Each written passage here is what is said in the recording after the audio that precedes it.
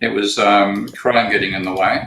So I'm just actually trying to change my speaker here. I can't see what's Did you happen to change your input? Your mic is echoing slightly.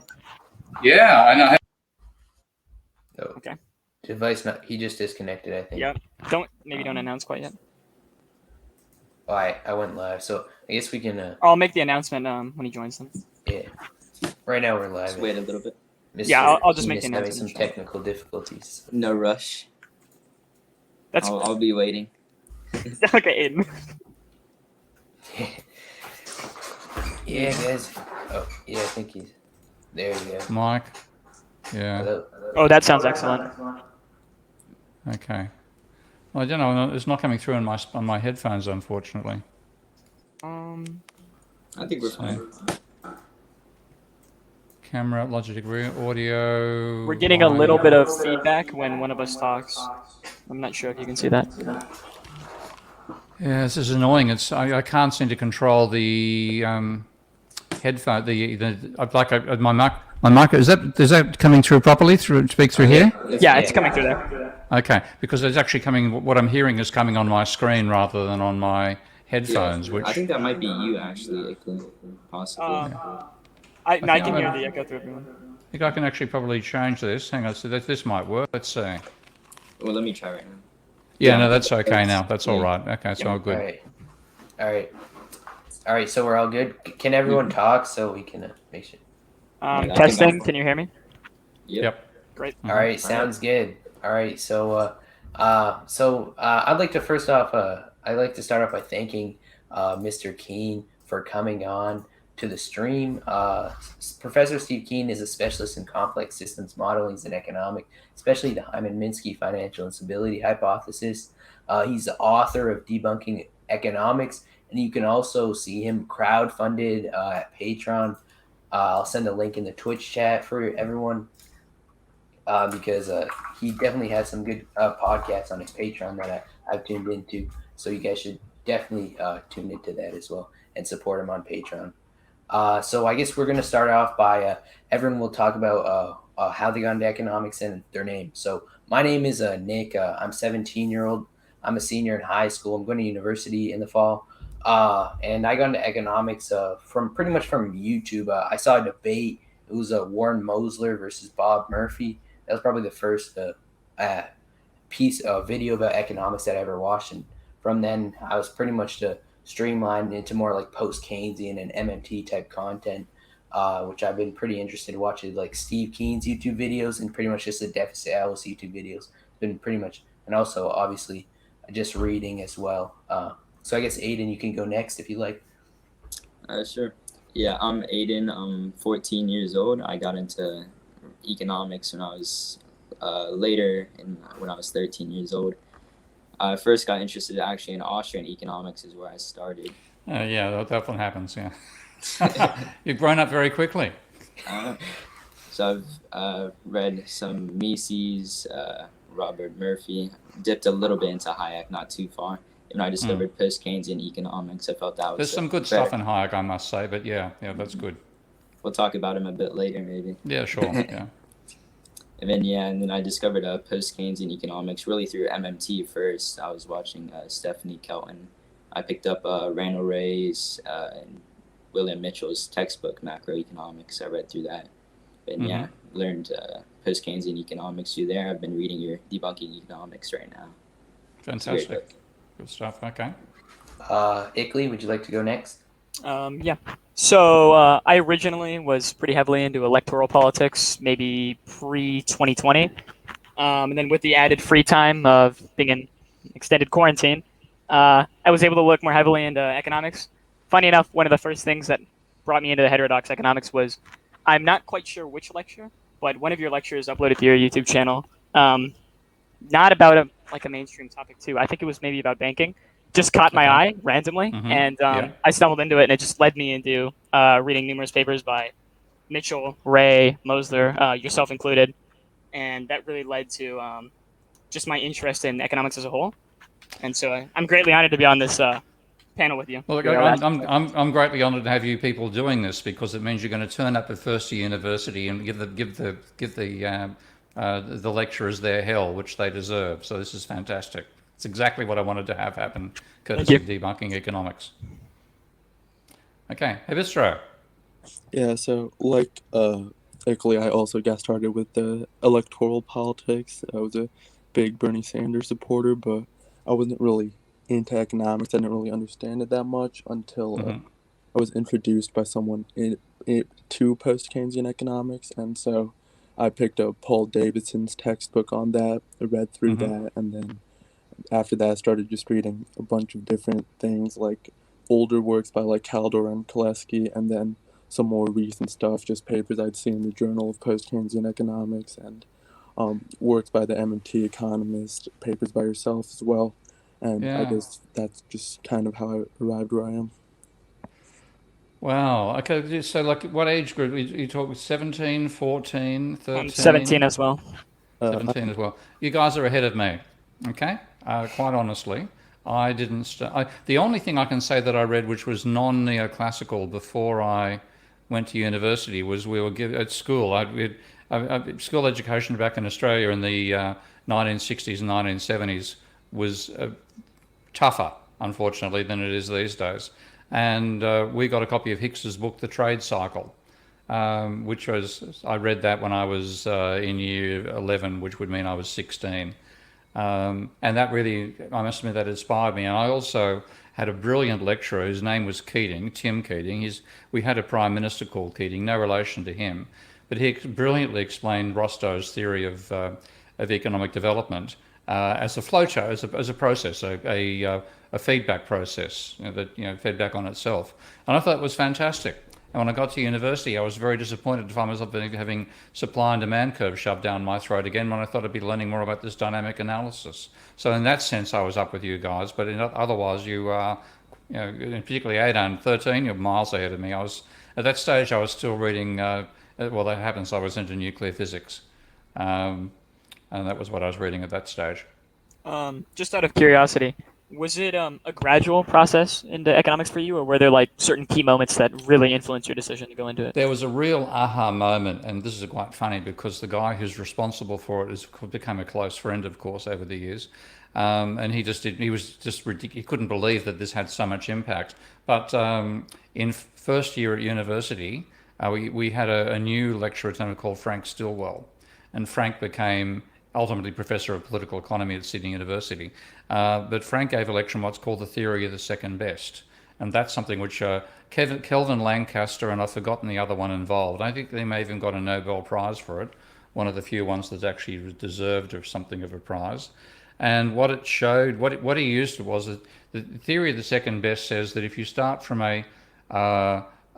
you're not in the best situation. So the neoclassical theory is anti-trade union and anti-monopoly, for example. And it argues if you have individual workers bargaining with individual firms, you'll get the optimum wage will come out of that. And what Frank showed, well, if you have a real world situation where there's a trade union, but there's also an employer association or oligopolistic employers, then the wage, if you had, that's your situation you start from, and you abolish either the oligopolistic employers or the trade union, you'll make the situation worse. Okay, so if you're 2 steps from nirvana, neoclassical nirvana, and you move 1 step towards it, you end up worse than if you stayed in the third best situation. And I was horrified. I thought, God Almighty, I was a great fan of abolishing trade unions. I even wrote that in a tutorial paper in first year, and then Frank just demolished it with a piece of conventional theory. We used to take my textbook to lectures, of course. I looked inside the textbook, no mention of the theory of the second best. And I thought, what else is not being mentioned in my textbook? And I went down and grabbed a copy of the Economic Journal from I think it was the 1966. I was looking through for something, and by the author of the textbook, Samuelson. And there was Samuelson's paper in 1966 called A Summing Up. And that was his reaction to the Cambridge controversies, where he conceded defeat. And he said the critics were correct. You can't measure capital or you can't measure capital without a circularity in the neoclassical theory of income distribution. And from that point on, that was the end of my belief in neoclassical economics, and I became who I've turned into today. So there was an aha moment for me, and it was in July of 1971. That's great. Did you? I'm just curious. Did you initially begin like writing papers just after the aha moment, or was there a time? No, that's a very good question. I started writing tutorial papers, and we had a great tutor. I was very lucky. In my first year at Sydney University, just to give you the historical context then, first of all, the economy was in an absolute boom. So the unemployment rate in Australia in 1971 was about 1.5%. Oh yeah. And that was literally frictional unemployment. If you wanted a job, you could get a job. It really was quite dramatic on that front. So you had there was a sense of total confidence about sticking your neck out. If you felt like whatever you did, you'd get a job when you left university. So there's no fear about taking a position. And we also had the Vietnam War. We made the stupid decision of joining you guys and invading and getting involved in an anti-colonial war in Vietnam, and we were facing conscription. And the crazy thing was, I thought, how can I be compelled to fight for freedom? So that set up I was reading about Vietnam and trying to understand why on earth we were literally conscription applied. So you could go into a ballot at the age of 20, when you were turning 20, 19 3/4. And that was about a year and a half away from me. And I was reading everything I could find about Vietnam and gradually coming to the opinion that the Vietnamese had basically thrown out the French as a colonial invader, occupier, before the Second World War, fought against the Japanese with a deal that they would get independence after the Second World War, and the French reneged on the deal. And then that's where the Viet Cong came from. And so I finally decided, yes, I would fight in Vietnam, but on the side of the Viet Cong. So that was my overall position. And then in the middle of all that, of course, it made me, you were encouraged to be critical of what you were being taught, if there were any deficiencies in what you were being taught. And of course, there were massive ones in economics. But I really didn't have the wool pulled off my eyes until that lecture by Frank. But your question, papers. So I started writing. I'd go back and I'd start reading. I was reading the journals and comparing it to the textbook, and there was a world of difference. And we actually started running our own little seminar program. So I had this crazy anarchist friend called Richard Fields, whom I met in second year, when we were both invited to be part of the honours program. So at Sydney University, there was a pass degree. And then if you did very well in the first year, which I did, the top students, so I think there's about 30 of us out of about maybe 600, who were inviting to join the honours stream, and he and I were both in the honours stream. And by this stage, I'd had it with neoclassical economics. In typical crazy, anally retentive anarchist style, Richard put on a seminar every 10 days at his house in just off the university campus. And that's where we started discussing a whole range of different ideas, philosophy, economics, biology, ideology, feminist, etc., etc.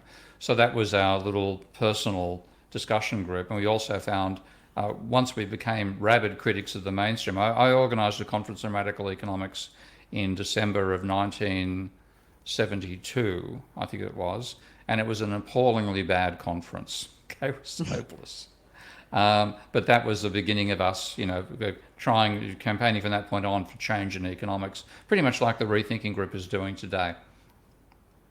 That's great. I'm happy that you suffered from that aha moment and were able to induce the change that you have been able to today. Yeah, well, you guys, I mean, you're being armed intellectually before you get to university, and that's fantastic. I'll also give you one little warning. Most of this still if you look, a typical economics department has between, say, a small university 10 and a big one 40 or 50 staff. There's about a 1 in 10 chance that one of those people will be heterodox of some description, normally post-Keynesian, sometimes Austrian, very rarely Marxian, and so on. When you start sticking your neck out, the rest of the staff won't know what the hell you're talking about. They'll think you're crazy. Okay, there'll be 1 or 2 people who'll think, thank God there's a sane set of students coming in. They may or may not be able to guide you very, very well, but work with them, because It's an extremely difficult situation to be a critic of mainstream economics while working in a mainstream economics department. Thank you for the advice. I guess we could go more into, I guess, the starting questions. I know Aiden has a lot of questions, so he could start us off. All right. Well, I guess we can start off with endogenous money a bit. Mhm. So my first question is: in an endogenous money economy where banks create their own purchasing power basically by extending credit, why would a bank accept deposits from customers?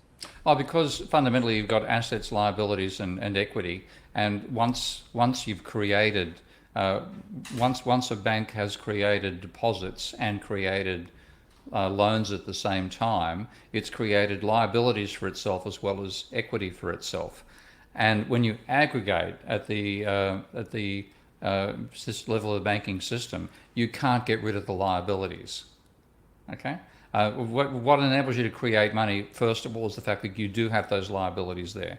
Because if you're a building society, which is the classic non-bank financial institution that used to existed much more so in the 70s than it does now, but with a building society, when you deposited money with the building society, that was actually stored in a bank account. Okay. And then when the building society lent money to people in the building society to build a house, the money had to come out of the bank account, and you had to transfer on the liability side of the banking system. But the banks themselves, once a single bank has created liabilities for itself, those liabilities exist within the overall banking system, and you can't get rid of them. Okay, so they circulate. So there's and then in terms of that balance, your bank wants to have as much equity as it can, but what it does with the equity is lever up its capacity to create money. So if you have a bank which is very conservative, it might lend out 10 times as much as it has in equity. If you have a bank which is going gaga, like the ones did in 2007, it might lend 30 times its equity. But it's really, the liabilities are a side effect of the capacity to create money.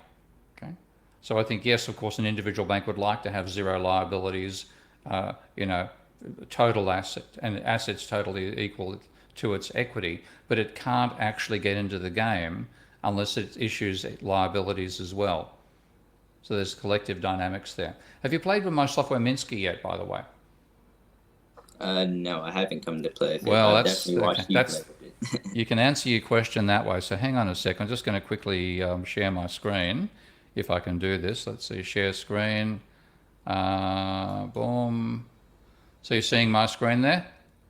Hang on a sec. Not yet. Select window or screen, entire screen. Allow. Okay, so you should be seeing a Minsky model on my screen there. Can you see it? Yep. I can see it. Okay, we're going to bring up another one because that's when I'm working on that. That's to have another go at Nordhaus. But I'll bring this one up here. And what Minsky does, it's a system dynamics program. And this is, I really appreciate you guys getting in and learning Minsky because it will give you so many insights. And the thing is, if you have an argument with a staff member and they then start saying, oh, you're crazy, banks take in deposits to lend them out, you can say, well, let's model that and see what happens. So if you click on this, can you see the bank icon there? Yep, I can see If it. I click on that, I get a little bank icon. Click on locate it on the screen. I can then open it up and I get this window which is showing assets, liabilities and equity. I'll make it a bit bigger so you can see all this stuff clearly. And I might finish putting a whole model together, but let's just quickly show you. So you have, say, bank has reserves, and then it has loans, and I'm going to just have a simple system where I say loans are given to firms, and then you have, and liabilities has deposits by firms and deposits by workers, and the bank has, it's a banking system. This is the entire, I'll call it banks for the entire banking system there. Now, if you then have, if you want to start with a model of a banking sector, the bank has to have positive equity. Overall, its equity has to be a positive number. So let's say it starts with, the banking sector starts, say, with 100 in reserves, and let's say 200 in loans, then I've got to make this whole total be 290. So we say this is say 250 there and 40 for the workers. And what Minsky is doing as a software package, and this is where it's unique, is it's making sure that assets minus liability minus equity equals zero. Just making that sure. Now, if I then say you want to, this is where the system starts from. If I want to have financial operations, and I'll say, if you have the lend money or create debt, okay, that's what a bank is actually doing. So you can have, say, if I type here lend, type in here lend underscore to F for firms, that's increasing the loans, but the bank can only, pressing keys too quickly here. A firm will only accept that extra debt if it gets the money. So this is why I'm saying you've got no choice but to create liabilities for yourself. And then once you've done it, those liabilities exist for the entire banking sector. And I could show a third bank. I could have multiple banks in this system. That's quite easy. But it's at the overall systemic level, banks have no choice in that sense but to create equity, create debt, create liabilities for themselves. And that's all part of being able to earn that interest income. And I've made a mistake there deliberately. So what you've now got is payments of interest coming out of that going to the banking sector and so on. So I can keep on going. I'll happily do that to show it to you later. But fundamentally, the reason endogenous money matters, first of all, is that banks have no choice if they wish to create income earning assets for themselves. They have to create liabilities as well. Okay. Then those liabilities circulate in the banking sector. They can only leave the banking sector if there's a deliberate decision to pull money out of the banking sector. So you go to the bank and want cash for your deposit, okay? Or you fail to repay the loan, and the bank is then forced to write the asset down as well as writing down the liability. But fundamentally, it's just like the whole thing in the game, what they call the hot potato. Okay, once you've got a hot potato passing between people, somebody's got to hold the potato. Yep. That help? Yep, I understand that. Thanks. Good. Okay. Okay, we can talk more about that later, but that's the opening line anyway. Thank you so much for answering Aiden's question. I've been pretty interesting. I've written and read a little bit about the Canadian housing market. I'm from Canada personally. I also followed the one page that you retweeted to follow about the housing market as well. And I was kind of wondering, I've seen some economists kind of shift of blame towards the central bank about exacerbating housing prices in Canada specifically. I was wondering if you agreed with them, or what do you think is causing housing prices to go up so much? Well, this comes into the role of credit in a capitalist economy, and this is something which in modern monetary theory hasn't got its head around yet. It can, and when it does, it'll integrate its views with my views on this front. But fundamentally, the banks, if you think about how does one buy a house, you don't go shopping to buy a house the same way you're shopping to go buy a skateboard. Okay, you don't buy a skateboard on credit; you buy it with cash. You don't buy a house with cash; you buy it with credit. So you then say, and then think about the supply. There's factories churning out skateboards. Okay, and they've got excess capacity. They're competing for the volume. So there's very, very flexible supply. Housing, it takes, if you're lucky, 6 to 8 months to build a house. So the supply is extremely rigid. So the main volatility comes out of the demand side. Then when you look at what people use to buy housing, it's new debt. So the source of monetary demand for housing is new mortgage debt. Okay, and you can treat the supply as relatively fixed. So you then have a relationship between if you imagine, this is why I'm using a flow of demand and a flow of supply argument, not the static crap you see in supply and demand curves, but looking at what's the flow of supply and the flow of demand into a market, and then saying you can see the price as doing a lagged equilibration of those two factors. And I've got a paper on this, by the way, which I haven't published, long story, but I can send you a copy of it to show you the logic.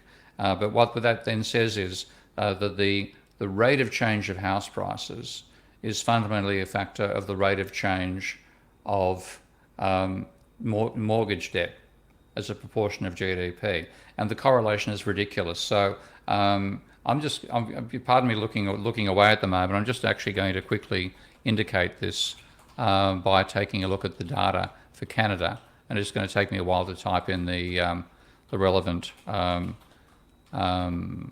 arguments into a maths program. But tell you what, to keep on chatting, and I'll look a bit distracted. I might miss part of the next question, but by the time we come back, I'll have an answer for you showing the role of credit in causing the bubble in house prices, both in Canada and everywhere else in the world. All right, thank you. Would you like me to ask one? Filler space. Yeah, I think Professor Keen is. I'm listening. I'm just typing it. Yeah, I wasn't sure if you wanted us to ask another one. Well. Yeah. I can ask away. I'll actually type this up as I have a program that I use for this sort of work, which is called MathCAD. And to answer the question, I've got to type in some variables that I know I've got in a database of mine, and I'm just doing that as I talk, but I can listen fairly well. So ask away, and I'll see how. If I have to ask you to repeat, put up with it. It's life. All right. Funny enough, my first question actually relates to Nordhaus, where you were referencing a little while ago. Oh yeah. I just previously read your paper where you spoke about the issues presented in the DICE model constructed by Nordhaus. I was just wondering if you could highlight and expand upon your key critiques of his model. Yeah, that's pretty easy to do. I first have any of you read The Limits to Growth? I have not. Okay, whack it and you take a note. Look up after we finish this. Download a copy of The Limits to Growth, which was published back in 1972. That was my second year at university, and that was a brilliant what's called, again, system dynamics. Is what I'm showing you with Minsky is called system dynamics. So what you do is you have a complicated system where there's multiple variables which impact upon each other and then feed back on themselves as well as on other variables, and that complexity was what overwhelmed neoclassicals back in the 1870s, because they simply said we don't have the mathematics or the technology. The only technology they had back then was a quill. They didn't have ballpoint pens. So you were to write in ink on paper to be able to model anything. And as Jevons put it, William Stanley Jevons is one of the three major founders of neoclassical economics. He said, if we wanted to have a complete answer, we should set this up as a question of dynamics. But it would be foolish for us to wait until we can handle that when the simpler park of statics is yet so easily within our power. So they did static analysis back in the 1870s, believing that that their successors would do the dynamics in the 20th century. Now, of course, they didn't. There's a whole lot of reasons as to why. But the system dynamics approach, it was what was behind Limits to Growth, and that predicted a serious ecological breakdown sometime in the 21st century. Okay? They were deliberately vague about timing. In the axes, when you look at the book, you'll see that all their time graphs start in 1900, finish in 2100, and there are no time divisions shown on the bottom axis. And that was a deliberate decision because they thought we don't want to tie ourselves down to particular decades or years. We're making a generic argument about what the feedback effects are likely to be between resource use, pollution levels, human population levels, production, agriculture, and so on and so forth. Well, I think there are about 7 major variables in the system, but very complicated dynamics between all of them. And that came out with the prediction, as said, for a crisis roughly starting 2020 to 2030. Nordhaus totally rubbished it and wrote about a book called Measurement Without Data. Okay?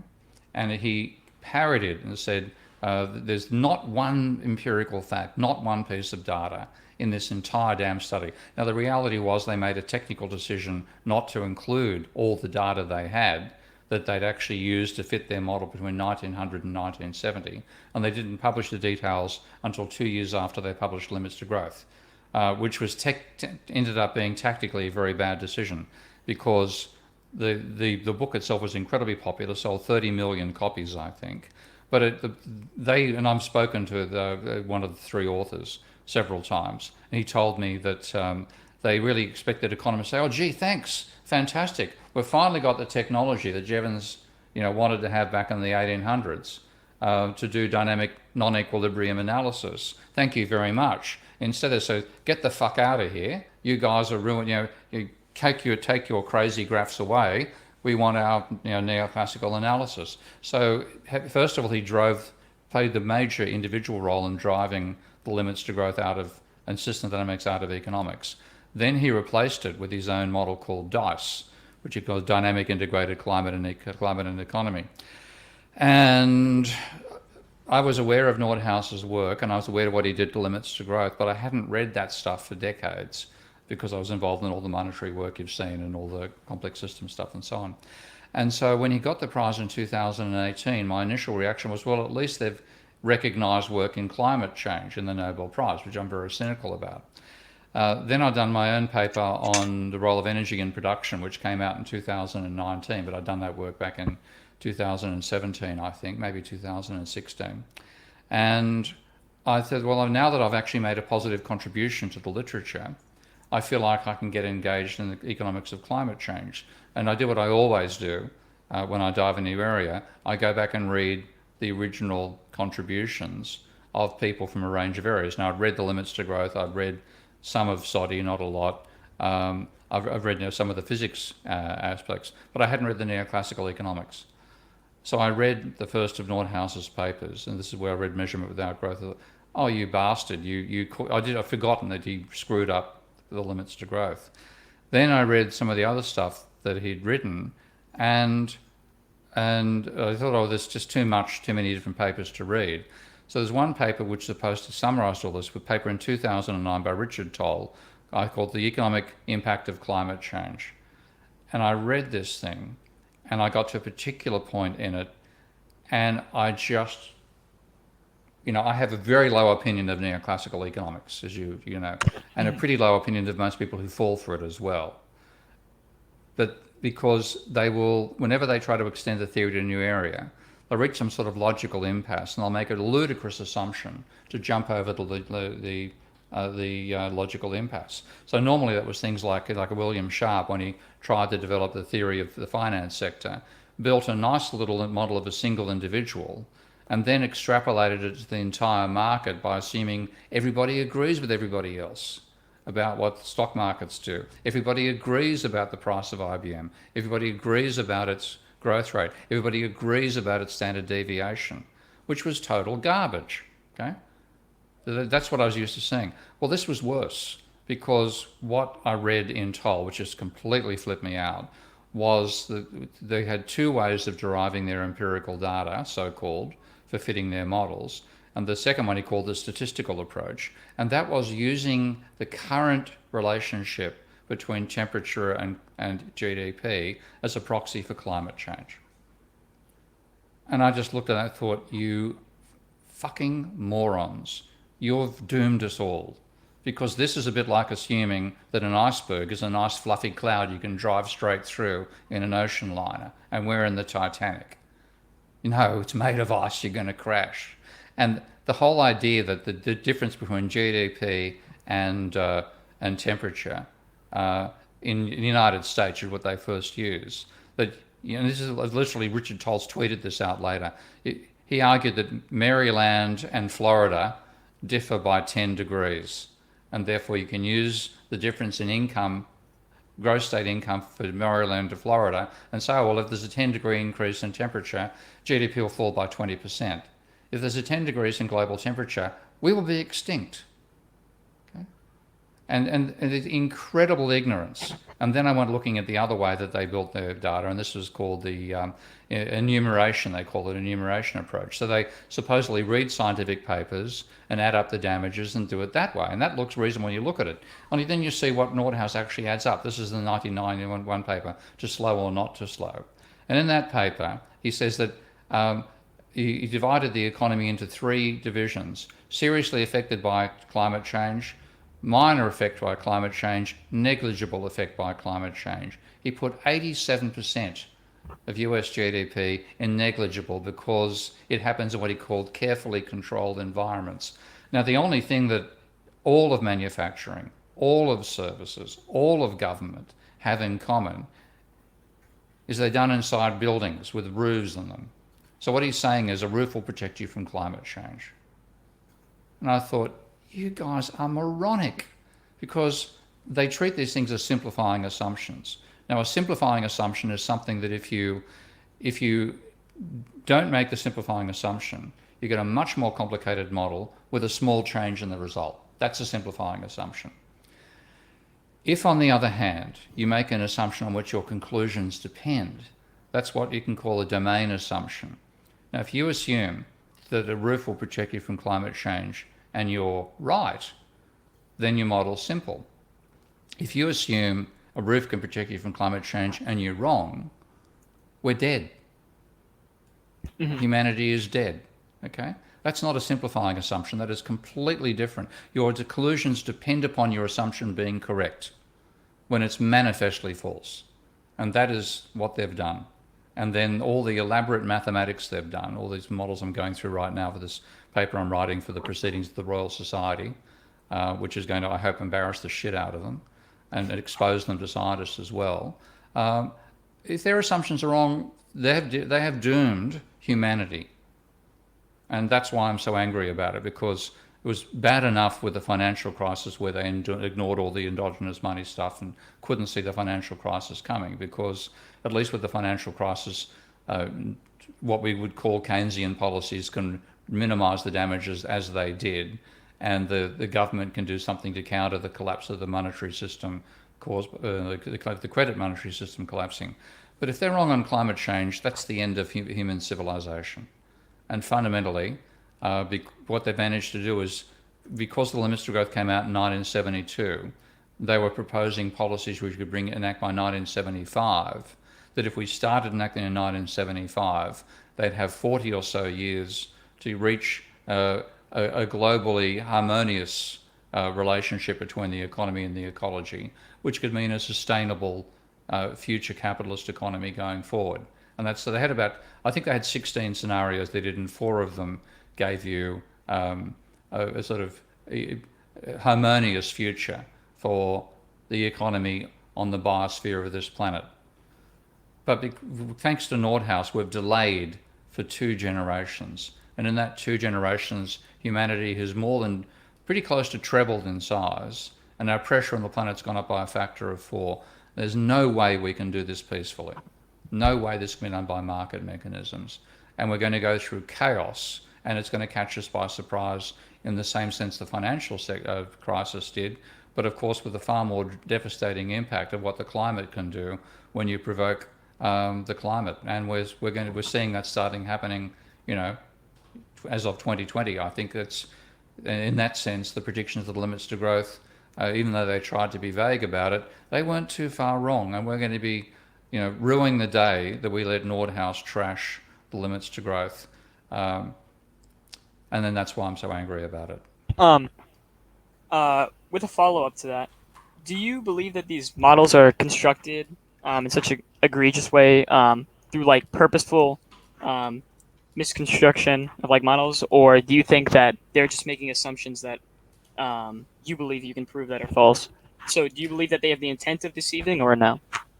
No, they don't intend to deceive. They actually believe their own bullshit. And this is one thing I talk about in... I'm working on the Canadian thing, by the way, so that's why my head's looking away from the camera.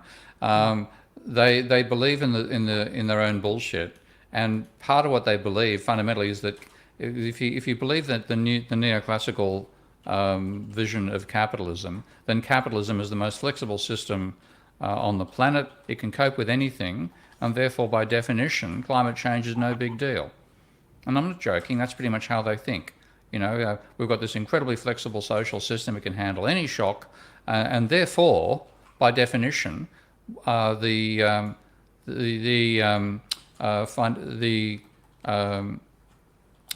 being a bit distracted here as I get this last bit of work done here. Therefore, climate change can't be any big deal. So if you look at how they talk about it, they were really arguing that it was going to be a trivial process that caused that climate change could only have a trivial impact upon the economy. And that is so manifestly wrong. And the best example of that is a paper you can find online. It's not hard to locate, which is called, it's a Nordhaus paper, which talks about, I'll just finish doing the Canadian thing, I'll come back to that in a sec. It's an expert survey on climate change.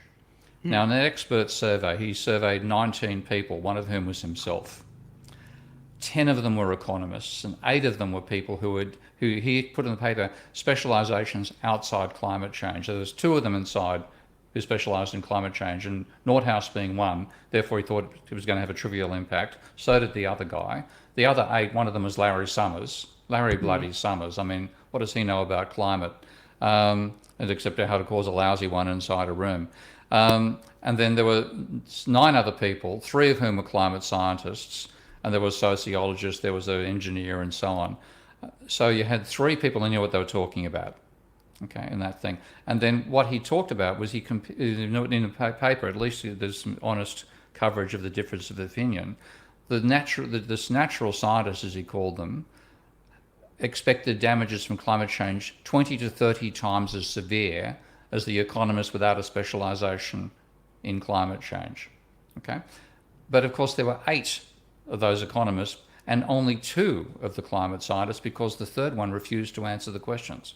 So they were so absurd, okay, on this particular, relating temperature change to GDP decline. So the 2 were saying they expected 30 times as bad outcomes as the 8. And of course the rest of them pretty much went along with the 8 non-neoclassical, non-climate change neoclassical economists. So you had this incredible suppression of what scientists were fearing would happen to the global economy as well as the biosphere, courtesy of climate change. And their real role of, unintended in the sense, because they actually think they're bringing light into a dark room, but the real effect was to shine darkness upon what the scientists were doing and obscure the problems. And if you think about how politicians behave, first, politicians don't read research documents. They get one of their staff to go and do it. And they would say, what's the impact on the economy of climate change? So they go to chapter 10, as it happens, of the working group 2, chapter 10 of the 2014 IPCC report. Who's the author? Richard Toll. And what he says is, climate change is trivial compared to everything else that affects the economy. So politicians effectively been advised by economists not to take climate change seriously.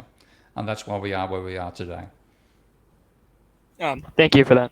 That really highlights some areas where I wasn't quite sure on the conclusion. Now, if I can quickly go back to the Canadian question I got a while ago. Hang on a second. Just got to give that. This is. I'll just go and share my screen again. Turn off these little hints here. Share screen. Entire screen. Allow. Okay. So if you can. Whoops. Hang on. Can you see those graphs there? Yeah. Yep. Okay. So I haven't done any work to scale either side, but the left-hand side is mortgage debt as a percentage, or household debt as a percentage of GDP, and you can see it's hitting 110% now. And the other side is the house price index. Now there is certainly a correlation there, okay, but they're both going up. But what I now do is so that's the mortgage debt, so household debt as a percentage of GDP, and the real house price index in Canada. And then the argument I make, as I said, is that the demand is effectively new household debt. So the flow of demand is new household debt. The flow of supply, houses on, existing and new houses coming onto the market, and then that gives me a relationship between the flow of new demand and the flow of new supply gives you a price level, and the change in new demand and the change is related to the change in house prices.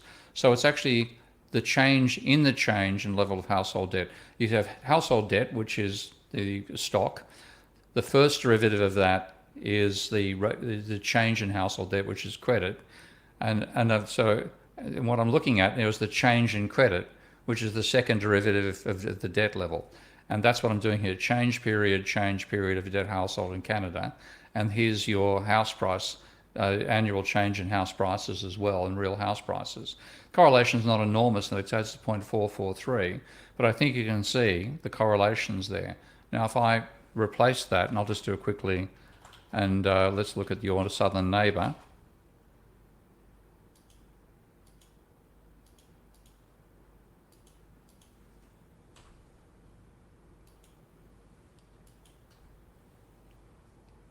There we go. Now that correlation is 0.62, rather more powerful. And you can see the collapse back in 2007 in the data there. So and even look at the relation. If you looked at that and think, oh, no particular relationship, up and down here, nothing much gone. Use the credit-based analysis I've talked about. Do the processing of the data here, looking at the change in the change, the acceleration of household debt here versus the change in the house price index, and you get a much stronger correlation. Same thing for the UK. For Spain is an interesting example. I'll just do the same thing, go from USA to Spain.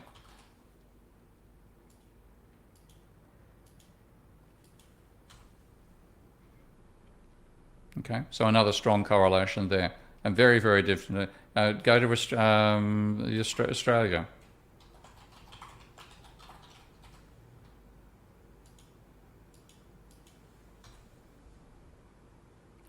Correlation 0.6.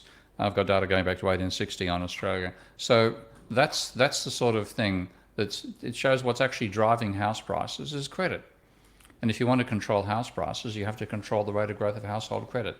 So that's fundamentally what's wrong. And that's Hilliard and other friends of mine in Canada are campaigning on that front. But of course, the hassle you've got is your baby boomer parents and grandparents. The value of their assets is tied up in this inflated house price bubble. So you have a real generational conflict going on there, and the only resolution will either be a disaster because if the house prices fall, then your grandparents go bankrupt, or massive government intervention to replace the mistake we've made of letting far too much credit money being created, not enough fiat money. That's when my idea of modern debt jubilee comes in. Thank you. One thing, like when it comes to the Canadian housing crisis, a lot of people tend to attribute some blame to foreign investors. How big of an impact do you think foreign investors have on the housing market? Not that big? It's certainly an impact. I mean, the classic thing of it being Australian, of course, and I used to live in Sydney, I'm now in Thailand because of COVID. But Sydney is on the latitude and Vancouver's on the longitude with China, basically. So those were the two markets that Chinese buyers in particular were buying into. And because you've got like a country of 1.4 billion people, they're not on average as wealthy as Australia or Canada, but you're talking probably 10, 100, maybe 100 million people who can afford to buy as easily as any Canadian or Australian can do. And if you let them in there, then of course they can drive up the prices because they've got two good reasons to want to have a property outside China. Several. One used to be getting away from pollution, okay, which was, if I've been in China on several occasions, and the air was pretty smoky because of the level of coal-fired power stations that are being built there to industrialise the economy. You wanted somewhere to get away from the Communist Party in case things went wrong, so you put your assets offshore. You want your kids to be educated in a Western system if possible, so residency makes sense. So all sorts of reasons to want to go and buy into another market. And also, if you can't buy a blue sky in Beijing. Okay, if you want a blue sky, you've got to buy it in Sydney or Canada, in Australia or Canada. So there's a major enticement to buy foreign buyers, and I think it's quite legitimate to have some foreign buying, but I would strictly control that. So, like for example, I'm being an Australian living in Europe. I bought a place in Amsterdam. Then COVID hit, and my wife and I She's Thai.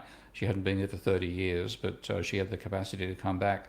I looked at the numbers that we've got to get the hell out of the Netherlands, which are doing an appallingly bad job on COVID. Let's move over here. So we're now bought land. We're building a house here. So I'm going to end up owning one property in Thailand, the other in Amsterdam. But that is very much a lifestyle thing, and I'm not driving up the overall price level. Certainly in Amsterdam, because my income is not far above the average there. So I could see like a reason to have, say, 10% or lower of the market being open for non-nationals to buy. But I'd put controls on that. I wouldn't let corporations buy out large parts of your rental market, for example. So you have to treat this as something which is a human right for housing.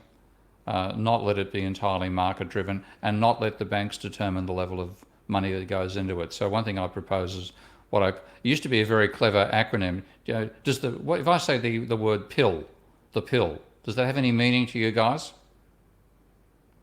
Didn't think so. The contraceptive pill is my thought. But my proposal is property income limited leverage.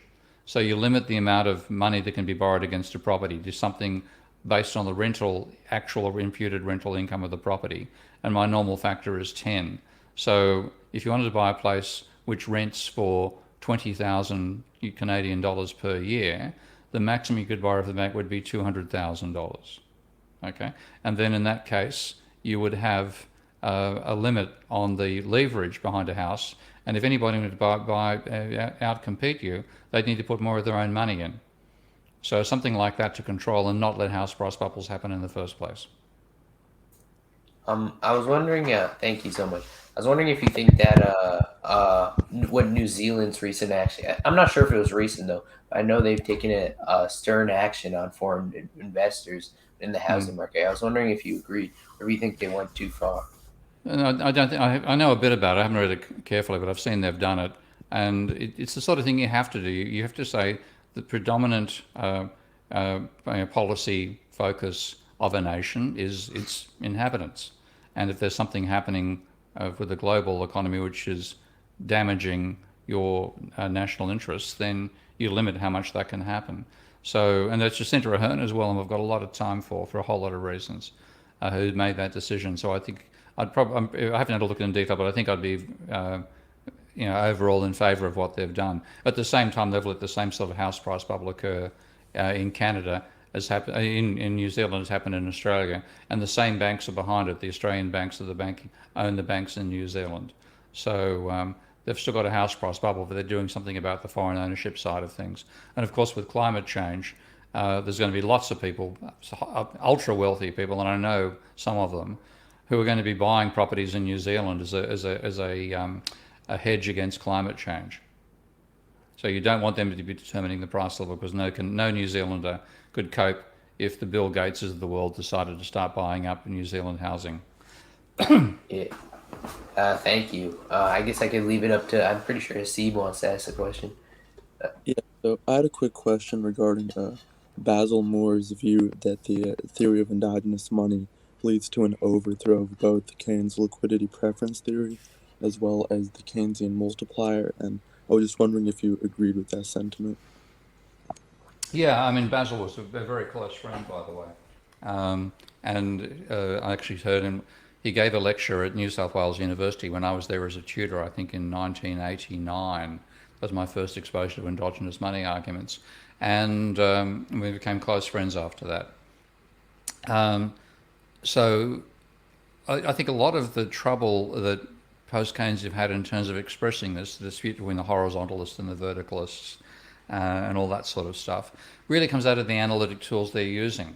So if you have if you want to try to draw a demand, set of curves, and you want to talk, if you look at the original Hicks's ISLM model, when Hicks drew it, effectively the money supply is a vertical line, because that's not determined by the market, that's determined by the reserve, the central bank decides how much money there is. And so you've got this vertical money curve is an essential part of the LM part of the ISLM model. Well, all that Basil could do with that as a mental framework is say, no, it's horizontal. Okay. Now, that's really saying that the way you're representing the issue is the problem, because you can't describe the dynamics of something like the housing market or the monetary system on a piece of two-dimensional paper. You have to be working in system dynamics and flows and change over time. And that's why I've invented Minsky, which is not, like Minsky is 40 years a junior to the very first system dynamics programs that were designed by Jay Forrester and his colleagues at MIT back in the 1960s. And so the software technology I'm building is, my innovation with Minsky was bringing in the Godley tables. What that lets me do is express the stuff as systems of differential equations. And then that's the correct framework for looking at endogenous money, not liquidity preference as a concept, not vertical money versus horizontal, but rates of change of dynamic systems over time, complex systems analysis.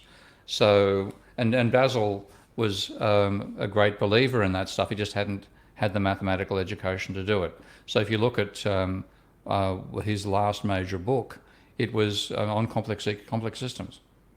So what you're reading, the stuff you're reading from Basil from the original work, is trying to fit all this stuff into a horizontal versus vertical, two-dimensional representation on a sheet of paper. And it's better. It's if you're going to have to say the money supply is this or that, then that is better than that. But the whole way of trying to put it into these lines, it's distracting you from the real argument. So again, download Minsky, play with Minsky itself, use them at endogenous money capacity to model in Minsky to show what's going on. That'll be much better than being stuck in that horizontal versus vertical debate that the post-Keynesians still haven't properly escaped from, because they're still too dominated by the neoclassical training they had to think in terms of diagrammatic models, and they haven't learned differential equations sufficiently to be able to work in differential equations. So they work in period analysis, and that's better than working in statics, but it's still pretty cumbersome. So because you guys are ahead of the game here, I'd highly recommend when you get to university, and recommend doing it now as well, do a mathematics course in calculus, algebra, and ordinary differential equations. And then you'll have the mathematical tools to be able to do what your predecessors in post-Keynesian economics weren't properly equipped to do, but would do if they had learnt the right material themselves. Okay, thank you. Yeah, that sounds familiar to sort of the sentiment he was expressing in the paper I was reading about how it needed to be looked through like in time rather than just as a static equilibrium analysis, how it was originally framed by Keynes. So, yeah. All right, thank you. We have like one question, I guess, in the chat that I could show on the screen for you if you'd like. Mm-hmm. He says, as major Asian countries like South Korea, Japan, and China look to shift primarily away from coal, lacking domestic capabilities, these countries are looking to shift to LNG in Australia, Canada, Russia, etc. What role do you see LNG growth in these countries and implications for exporting countries? Very little indeed, because Australia's falling into that. Australia's building a whole lot of LNG facilities, and it's talking about a gas-led recovery. I think one of the best pieces of ideology that the fossil fuel companies ever did was to call methane natural gas. Okay? It's natural gas implies you grow it in a field. Well, okay, cows fart, but the stuff we're getting out for liquid natural gas is gaseous version of fossil fuel. It's liquid fossil gas, LFG, not liquid natural gas, LNG. So you're simply putting a slightly less polluting version in terms of CO2 generation of fossil fuel into your car or your factory and trying to move forward. But at some point, and I think it's going to be this decade, we are going to find just how seriously we've overloaded the carbon cycle on the planet.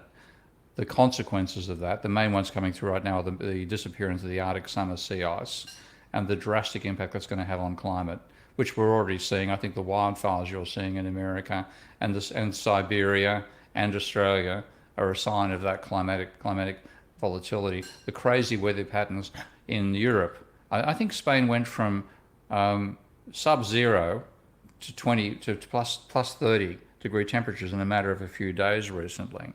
And what's actually going on there? There's a guy called Paul Beckwith who's got a funny presentation style, but he's very good on climate science. I recommend you take a look at him. He's made the case, and we still don't know what the climate is going to be like of the planet without Arctic summer sea ice. But he made the proposition, which seems quite reasonable to me, that when the summer sea ice disappears, what is currently a region of the planet that reflects solar radiation back into space will become one that absorbs it. That's what's called a bifurcation in mathematical theory. But you go from having an albedo of 0.9, so 90% of the radiation landing on the Arctic gets projected back into the ocean, to it goes down to a 0.1 because it absorbs 90% of the energy. You go from the white Arctic to the blue Arctic. Now, the amount of energy, and this is all stuff I'm learning by reading the climate scientists on this topic. The amount of energy the Arctic receives during summer is greater than the amount of energy the tropics receives, for the simple reason that the Arctic gets it for 24 hours a day, whereas the Arctic,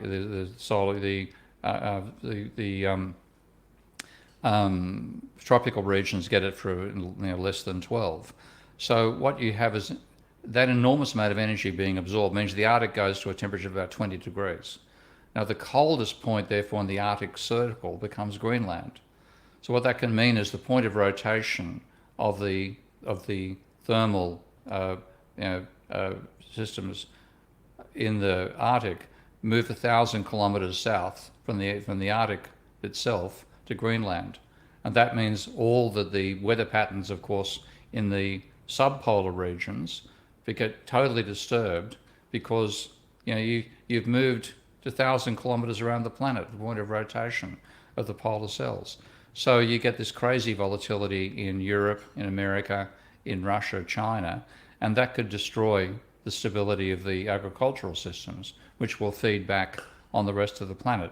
Now, once we realize that's happening, anything involving fossil fuel production, I think we will ban. So any country that tries to base itself on on liquid fossil gas, that's what it is, liquid fossil gas. If LFG output goes up and you base your economy on it, at some stage you'll be told by the global political system, no, you can't sell that. It's got to stay on the ground. So I think an LFG recovery will be an LFG-led catastrophe sometime in the next decade. Thank you for that in-depth answer. I think I'm going to give it to Aiden because I know he has plenty of questions he wants to get to you. All right, well, I guess I'll center my questions now around more Austrian economics because, as I said earlier, that's where I started, and though I try to hide it, has definitely exerted a large influence on my thought on economics. So my first question about Austrian economics is relating to methodology. What do you think about the Austrian method? Austrian method is partly an armchair theorizing. And Austrians also share, it's a sort of a family thing. I mean, if you want to make the family tree of economics, then the Austrians were given birth to by the same people who gave birth to the neoclassicals. So you had Walras and Jevons, who gave us neoclassical economics, and Menger, who's the founder of Austrian economics. Well, they all began from the idea of subjective utility, utility maximization, and rising marginal cost. Those are all elements that they share. And the difference really is that the neoclassicals model an equilibrium, and now they've made equilibrium into a religion, whereas the Austrians began by saying the divergence from equilibrium is what inspires entrepreneurial behavior, and that gives you change over time. So in that sense, I have more time, pardon the pun, for the Austrians because they do focus upon dynamics and disequilibrium and so on, and that's a good part of their analysis. But they still have the whole idea that we don't move too far from equilibrium. That's the center of attraction. They talk about how the economy is slightly divergent from equilibrium, and therefore there's an entrepreneurial opportunity which the entrepreneurs will move into, et cetera, et cetera. And that's an analysis of process of change, and that's why they're superior to the neoclassicals, because the neoclassicals lack that completely.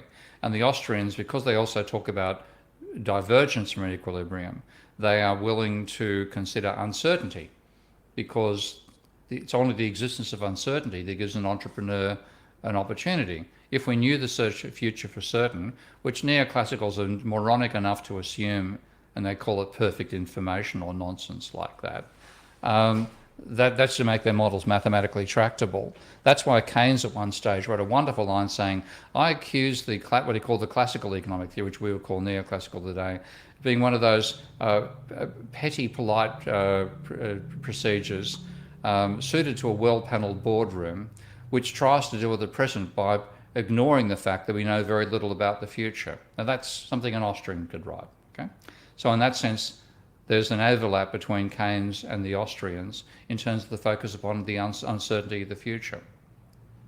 So in that sense, I can see reasons to be pro-Austrian. One of my cats wants to get down, so pardon me. Pro-Austrian compared to being neoclassical. But they still use that as a reference point, so they still think we're a short distance from equilibrium.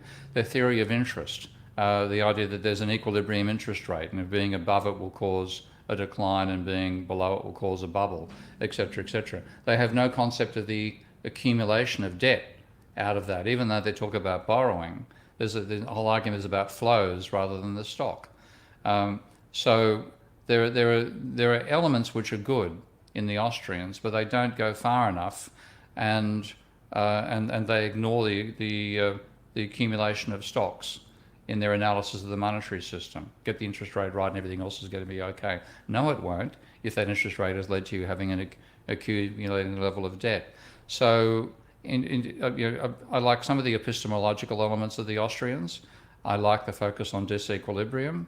And the one Austrian that I have a lot of time for is the Austrian no Austrian will admit is an Austrian, and that's Schumpeter. And I highly recommend you read The Theory of Economic Development by Schumpeter. My cat may well cut our transmission here. Hang on a second, I'll move him off the keyboard. Has a love affair with the keyboard. I don't know why. Yeah, every time I move him, he goes back to the keyboard again. This is Lala. Hey Lala, say hello. Say hello. A few of my cats love jumping on the keyboard as well. Not sure what it is. We only got them in the last 2 weeks. So this is my wife and my wife's sister is a real softie. Picked up some cats that were dumped, and so we've now passed them between the family, and they've decided they love me. So I'm stuck with lots of cat company, which is cool. So the Austrians, there are elements that are good, but because their foundations are still the subjective equilibrium analysis, that's why I've seen it as being flawed. And in that sense, my approach to the way that I interpret Marx is through his dialectical philosophy. And there's strong elements of dialectics in the Austrians as well, but not strong enough. So I think if you look at Marx properly, without the labour theory of value, with these philosophical foundations, that'll be far more useful to you than the Austrians. And if you ultimately, when I come to my work on energy and the role of energy in production and so on, which neoclassicals and Austrians and post-Keynesians all have unfortunately ignored, you come with an objective foundation for your reality. Fundamentally, capitalism exists and human society exists because we can exploit existing energy sources to keep the level of our society above the background where we'd just be another bunch of apes on the African plains. So we can have a civilization above and beyond that because we're exploiting all these energy sources. And fundamentally, there's nothing subjective about the second law of thermodynamics. This is objective. And what Marx gives us with the dialectical analysis that I identified as my part of my critique of Marx, but there's also some philosophers who've realised this as well. You get a way in which you can have objective and subjective layers in your theory of value.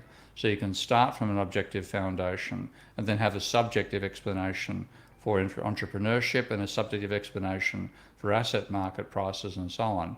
But the trouble with the neoclassicals and the Austrians, they're locked at a completely subjective analysis.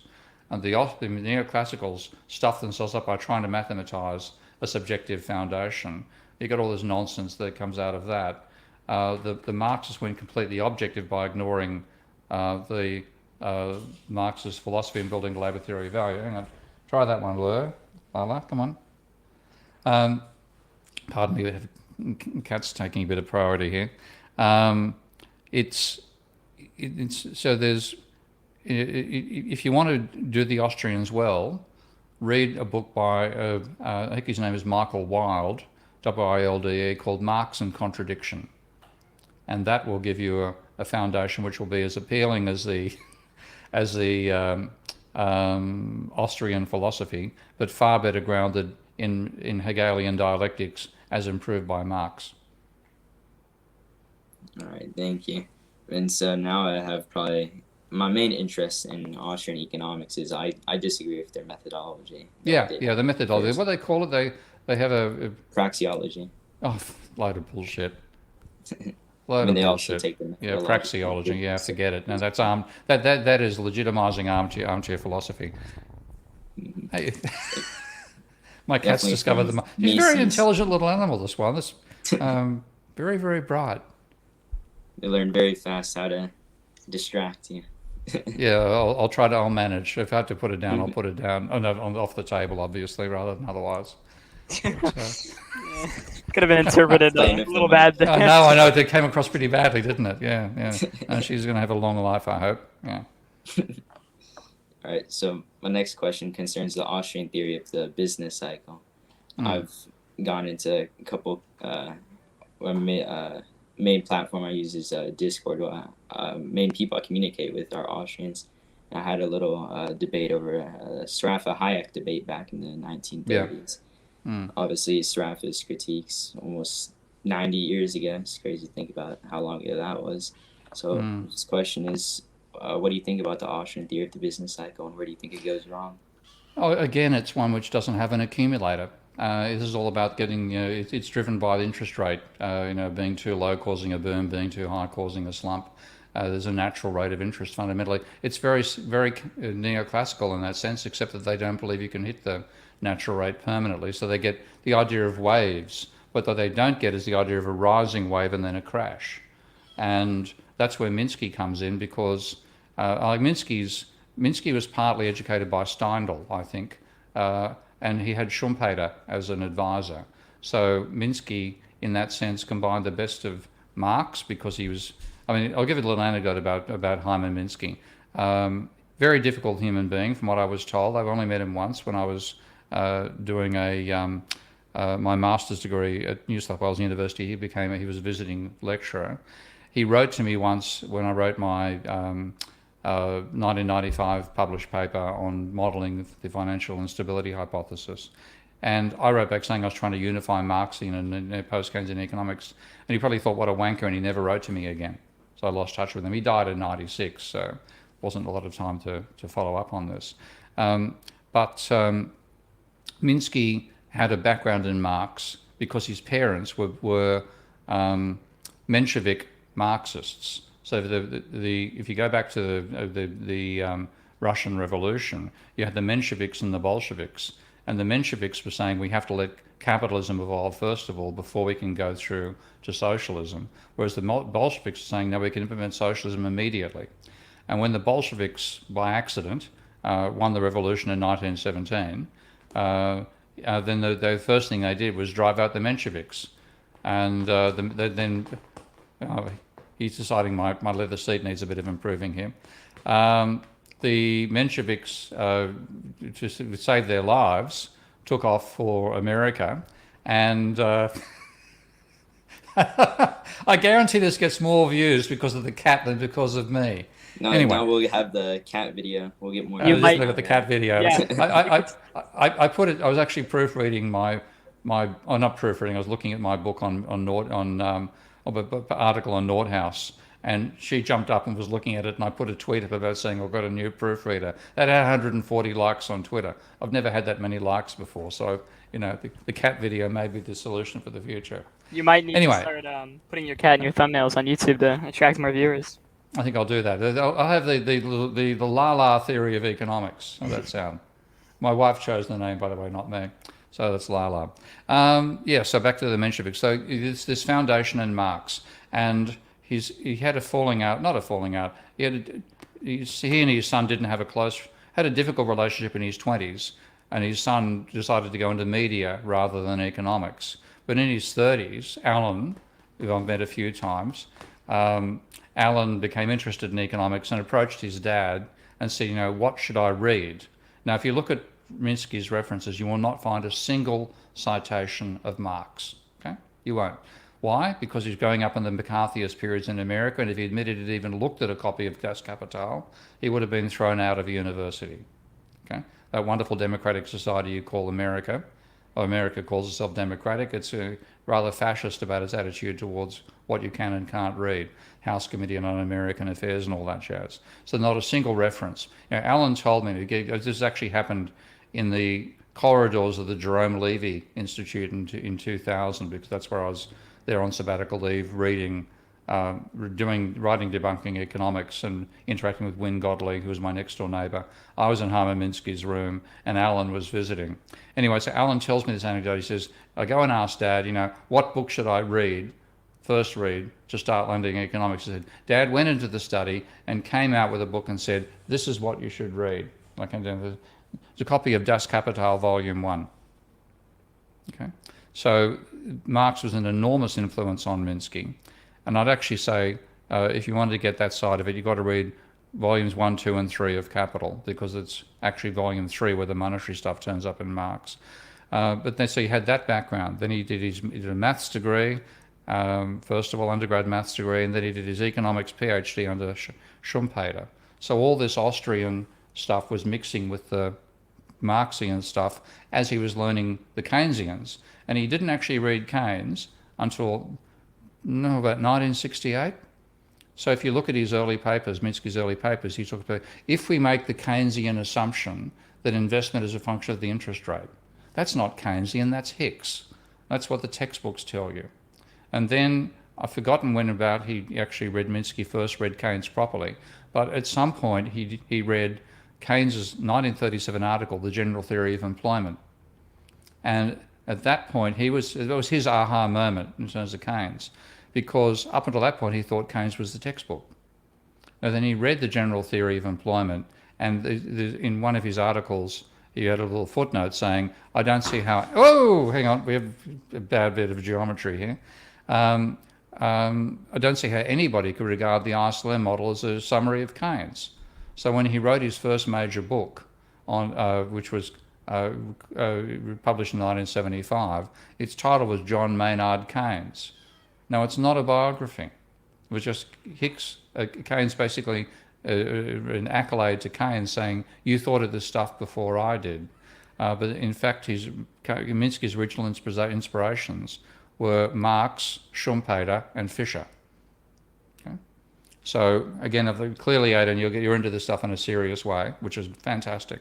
I would recommend you read The Debt Deflation Theory of Great Depressions by Fischer,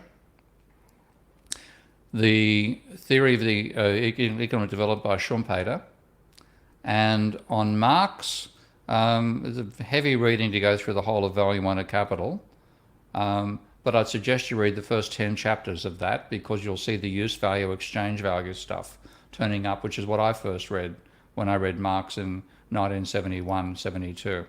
And that's why I saw my particular analysis there. And there's a book by a philosopher on Marx's philosophy, and it's called Marx and Contradiction. And I read that after I'd already worked out what I thought Marx's philosophy was, but it was the first person who summarized it, because if you talk to most Marxists, they'll talk about Marx's dialectic being thesis, antithesis, synthesis. Well, that's not Marx. That's a guy called Fichte. Okay? Marx is foreground, background, and tension. Okay? And that philosophical foundation is far richer than what the Austrians have built themselves and praxeology. I mean, give me a break. All right, thank you. There's been someone in the comments today. This is their question for you. What are my contentions? Okay, very simple. The labor theory of value was Marx first developed, was a theory. Well, if you see where it came from, it starts from the idea of it having an objective theory of value. So if you look at the the predecessors to Marx, you have the physiocrats who had a theory of value that said all value comes from land. And I recommend reading Richard Cantillon. I've forgotten the title of the book, but Richard Cantillon's book, if you read that, the very first paragraph says, land is the source of all value. Okay? Now then you look at, I think that he wrote that in the 1750s or thereabouts. You read the first paragraph of Smith, labour is the source of all value. Okay? Now, if you want to compare the two societies, France was very agricultural. It didn't have the Industrial Revolution. And so it was made sense to see land as the source of all value. And when you do it, if you look at land, what you see is somebody throws seeds on the ground, and the seeds turn into plants with thousands of seeds. So you've got to see there's a free gift of nature. That's a fundamental part, because it's very obvious. Your input is corn, your output is corn. Okay? And you can see the physical surplus coming out of it, but it's all in agriculture. So the physiocrats said all value comes out of labour. Now, Smith, coming from the heart of the Industrial Revolution, and 1776, which is the publication date of the Wealth of Nations, is 1 year before the first James Watt steam engine is put together. But there are plenty of them. There are Molten steam engines and so on. So you had industrial Scotland with steam engines and with coal systems and all that sort of jazz. And this didn't make sense to Smith. He actually met the physiocrats, and he took a young Scottish aristocrat or English aristocrat on an education trip of the continent and met the physiocrats while he was doing it, including meeting Keynesian. So his orientation was, well, this agricultural thing doesn't make sense in Scotland. Okay, what did make sense was labour. So he basically replaced labour, land with labour. We had the labour theory of value. And then he says that the value of something reflects the amount of labour going into it. But it was a labour measure of value, it wasn't a labour theory. So Marx comes along and says, no, labour is the source of all value. And his explanation was that labour is the only commodity with the difference between commodity and commodity power. So you have the commodity of labour, which you have to pay for, and you pay to get a higher labour, you've got to pay their means of subsistence. What you get by having purchased labour is labour power, and that is the capacity to continue working. And Marx then said, well, when you pay for labour, you pay for the means of subsistence, which might take, say, 6 hours of labour per day to create, but the working day can go on for 12 hours, and that's labour power. So the gap between labour and labour power is the source of surplus, and that is the source of profit. Okay? That was Marx's original logic. Now, that is an exclusive argument. Only labour has this difference. And that's why labour is the only source of value. And that was what Marx worked with from 1844 to 1857. In 1857, when he was writing what we call the Grundrisse, which means the rough draft of Capital, he thought the revolution was about to happen, so he wanted to write the academic text for it. So he went back and reread all the classical works that he read back in 1844, when he first became exposed to economics and became a Ricardian socialist, effectively. So he had an explanation that neither Ricardo nor Smith had for where profit came from, this labour versus labour power thing. Then he reread Hegel's philosophy of right. This is an accident. It happened because I think Otto Bauer dropped in with a copy of Marx's self-annotated philosophy of right that Marx had given to somebody else, and then it came back. So he's in the middle of reading all this stuff as he's writing the rough draft of Capital. And then in the middle of that, his whole logic and argument changes from being Ricardian in style to Hegelian in style, and he starts talking in terms of opposites. Capital and labour as opposites, etc., etc. And then on page 267 of the Penguin edition of the Grundrisse, which you can find if you go to Marxist.org and download it, there's a 1.5-page footnote. And the reason it's done as a footnote is because the rough draft of Capital was never meant to be published. It was literally his notes. Okay, as he's rereading Smith and Ricardo and Say and all the other economists he read. And he says, is not value to be conceived as the unity of exchange value and use value? Does this have significance in economics? He's writing this stuff for himself. And he suddenly realizes he can pose the labour value, labour power and labour argument in terms of the use value and exchange value of labour. And the basic proposition he had was, This is the foreground, background, and dialectical tension stuff. He said any unity, and you'll find this explained very well in Wilde's book, Marx and Contradiction as well. Any unity is embedded in a society, whatever that unity might be. Society will focus upon one aspect of that unity, which becomes the foreground. But the unity itself has to have the background as well. So the fact that you've got this focusing upon the foreground aspects pushes all the other stuff into the background and gives you a tension between the two. And Marx applied this to labour and said, well, because labour is occurring in capitalism, capitalism focuses upon the exchange value of labour, and that's what determines the wage. The exchange value is the means of subsistence. So that's what you pay to hire a worker as the means of subsistence. You pay them the means of subsistence. But the use value is still there. And the gap, the tension between the two is that the buyer of labour pays the exchange value but gets the use value. And in the case of buying labour, the use value is quantitative. Okay? The use value of labour to a capitalist is not that they make, a really nice back scratcher, but that they can work for 12 hours when you've paid them for 6 hours. So the exchange value is 6 hours, the use value is 12, the gap is 6, that's your surplus value. It's a quantitative use value for an input to production. Now I read that back in December 71, January 72, when we were in a Marxist reading group over the summer break in Australia. And I thought it was brilliant explanation. But it goes from being an exclusive argument about labour to a universal argument about commodities. And that's a huge advance. But what it then means is, well, let's apply the same analysis. What's the exchange value of a machine? Its cost of manufacturing. What's its use value? Its capacity to produce output over time. Quantitative, there'll be a difference between them. They're incommensurable. Marx actually uses the word incommensurable, I think, in explaining the gap between the use value and exchange value of labour. Exactly the same argument applies to machinery. So machinery can also be a source of surplus in Marxist terms. And that means that there is not a labour theory of value anymore. Now, Marx discovered that. He actually made the same statement I've just made in the Grundrisse, and then that undermined his entire theory of social change, because a huge part of his argument was there's going to be a declining rate of profit, and that will ultimately lead to socialism, a whole lot of countervailing tendencies, etc., etc. But the fact that surplus only came from labour, there was a tendency to add more machinery than labour over time, so a rising organic composition of capital, that would lead, pardon me, to capitalists battening on the working class to try to get more surplus out of them, immiserisation, the whole polarisation argument he made, and that would ultimately lead to the socialist revolution. Now suddenly he finds he's got an argument saying, well, that's not going to happen. And at that point, I think he faced a real existential crisis. Do I believe in revolution and socialism, or do I believe in my own analysis?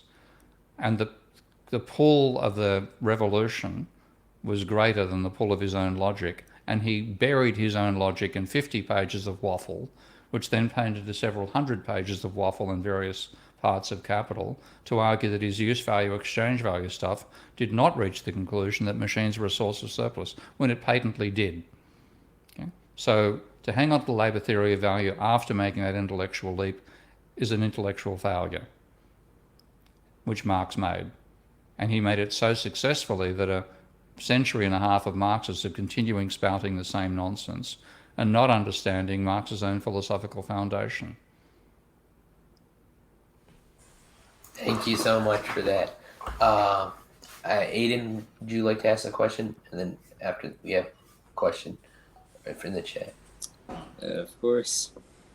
So my next question is concerning the role of microeconomics. Obviously, your rejection of microfoundations, because a heterodox microeconomic alternative does exist. Like I've looked at a bit about the work of Frederick Lee. Yeah. So I wonder, what is the role of microeconomics in economics? It's very interesting study of the actual dynamics of production and income distribution. So I think it's extremely worthwhile. but no way you build your macro on it, because macro is an emergent phenomenon.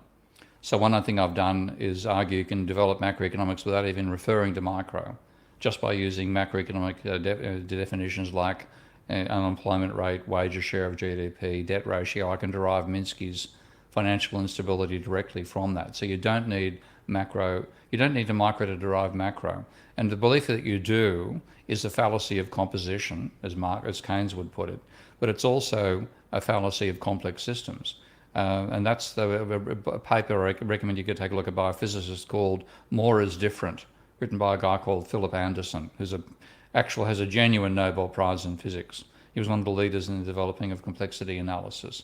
And he pointed out that even though it's possible to say that, for example, biology is based on organic chemistry, and organic chemistry is based on many body particle physics, and many body particle physics is based upon quantum mechanics, etc., etc.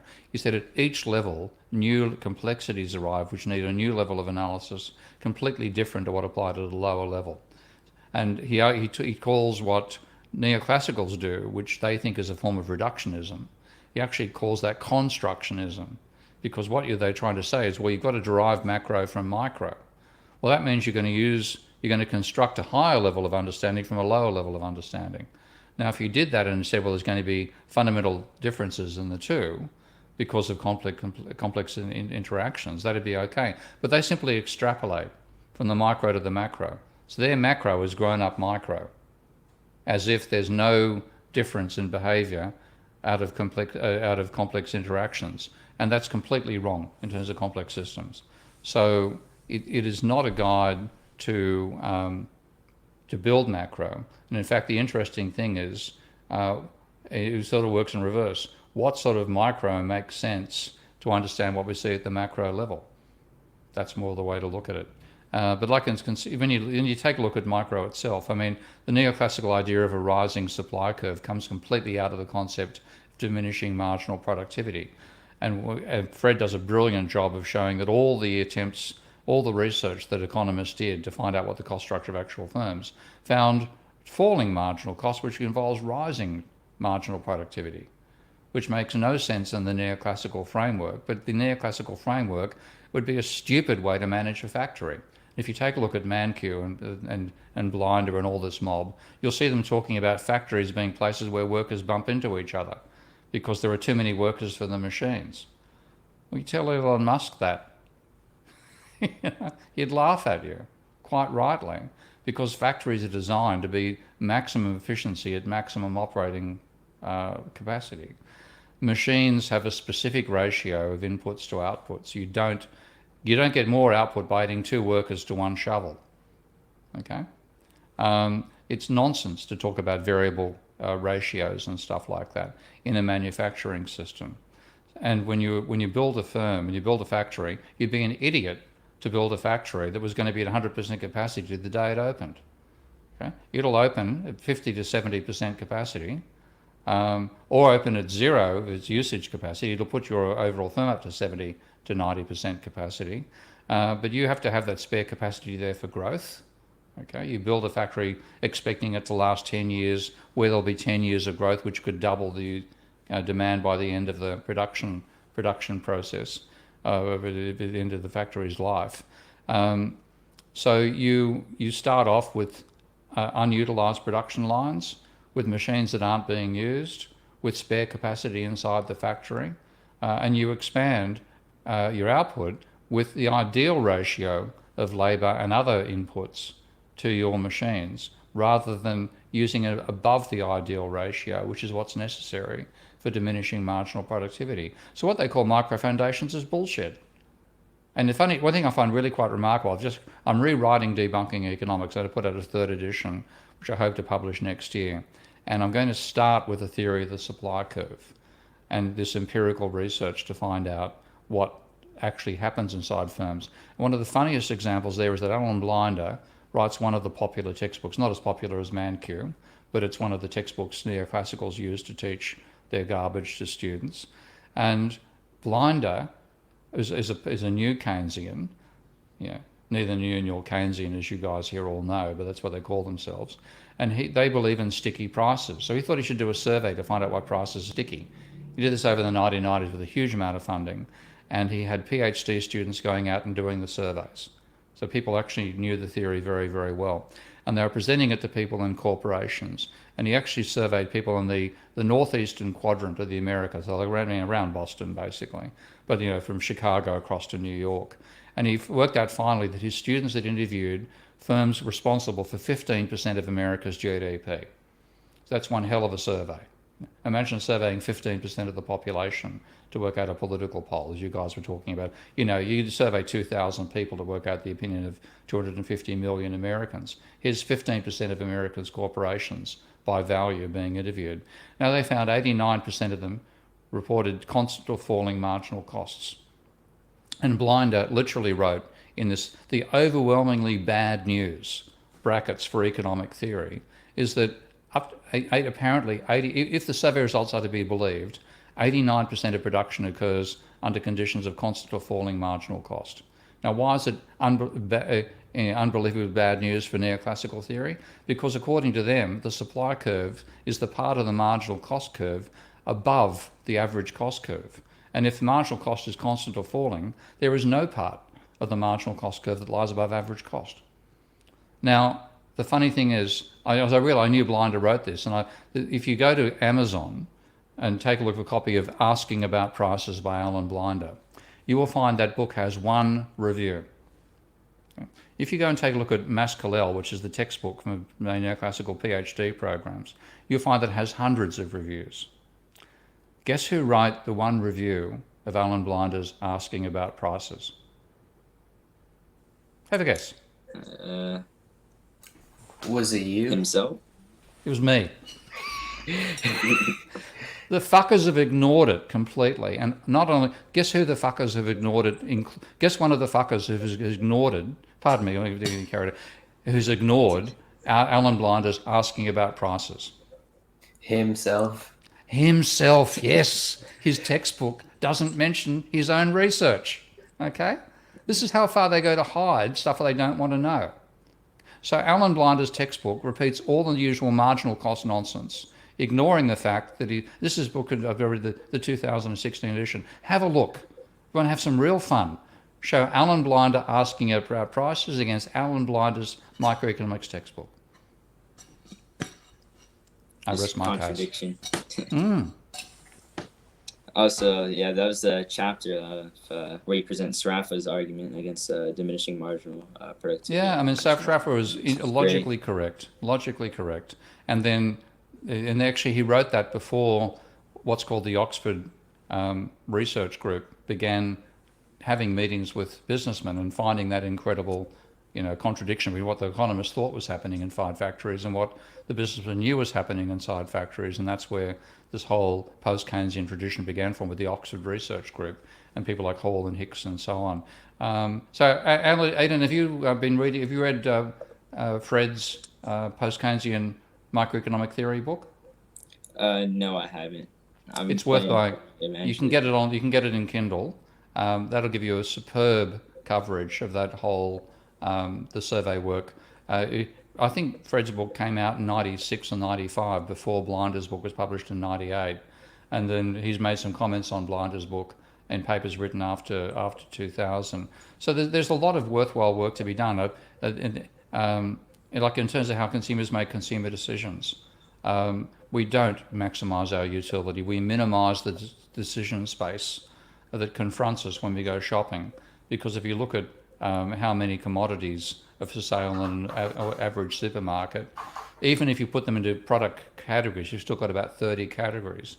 If you want to make a do I or do I not buy fruit decision, do I or do I not buy, the book was called Post-Keynesian Economic Theory, Microeconomic Theory by Fred Lee. And the book by Alan Blinder is called Asking About Prices. Anyway, so back to the shopping. If you're going shopping and you want to make, do I or do I not buy cosmetics? Do I or do I not buy fruit? Do I not buy meat? Like 30 categories. That is 2 to the power of 30, okay? Which is 10 to the power of about 8, which is 10 million choices. Now, You don't try to maximize utility out of 10 million, a 10 million dimensional element. Okay, okay. We're low on fruit. We buy some fruit. You segment and compartmentalize, and that's what we do to cope with the overwhelming level of choice we face. So those are the interesting questions that are worth posing. But to some extent, that makes it a bit like the interesting questions in about people's behaviour involves a bit of psychology.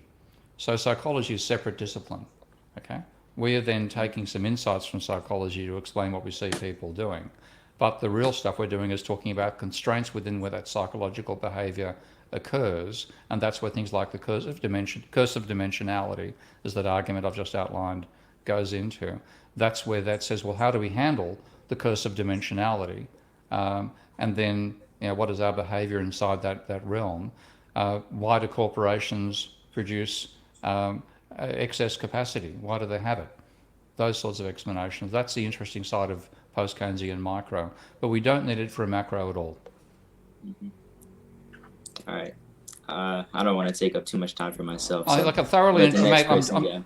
well, you do again. And I'm absolutely delighted you're doing all this stuff so far ahead of getting to university. You're going to scare their pants off when you get there. That's the goal. There's Ickley. I think you wanted to go next. Yeah, I could go ahead. Just referring back to our climate change discussion earlier, I was looking into institutions such as the World Trade Organization, and they were putting forth the idea that further liberalization of trade through like NAFTA and things of the sort help mitigate the impacts of climate change. What issues or things you support do you identify with that? And what prescriptions might you have to remedy those issues through a different way? There's no way more trade. I mean, the neoclassical theory is a bit like medicine. When you're sick, take some vitamin C. If you're not feeling good, have some vitamin C. If you're going on a long shift, eat some vitamin C. The vitamin C of neoclassical economics is trade. Okay? Everything is better with more trade.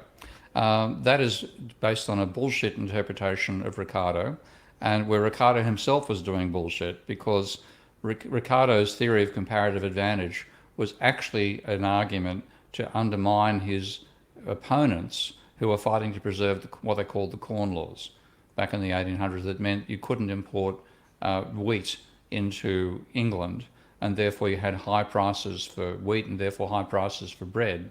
And Ricardo's analysis was that therefore meant there was this, because the high prices for wheat meant that landlords got high incomes.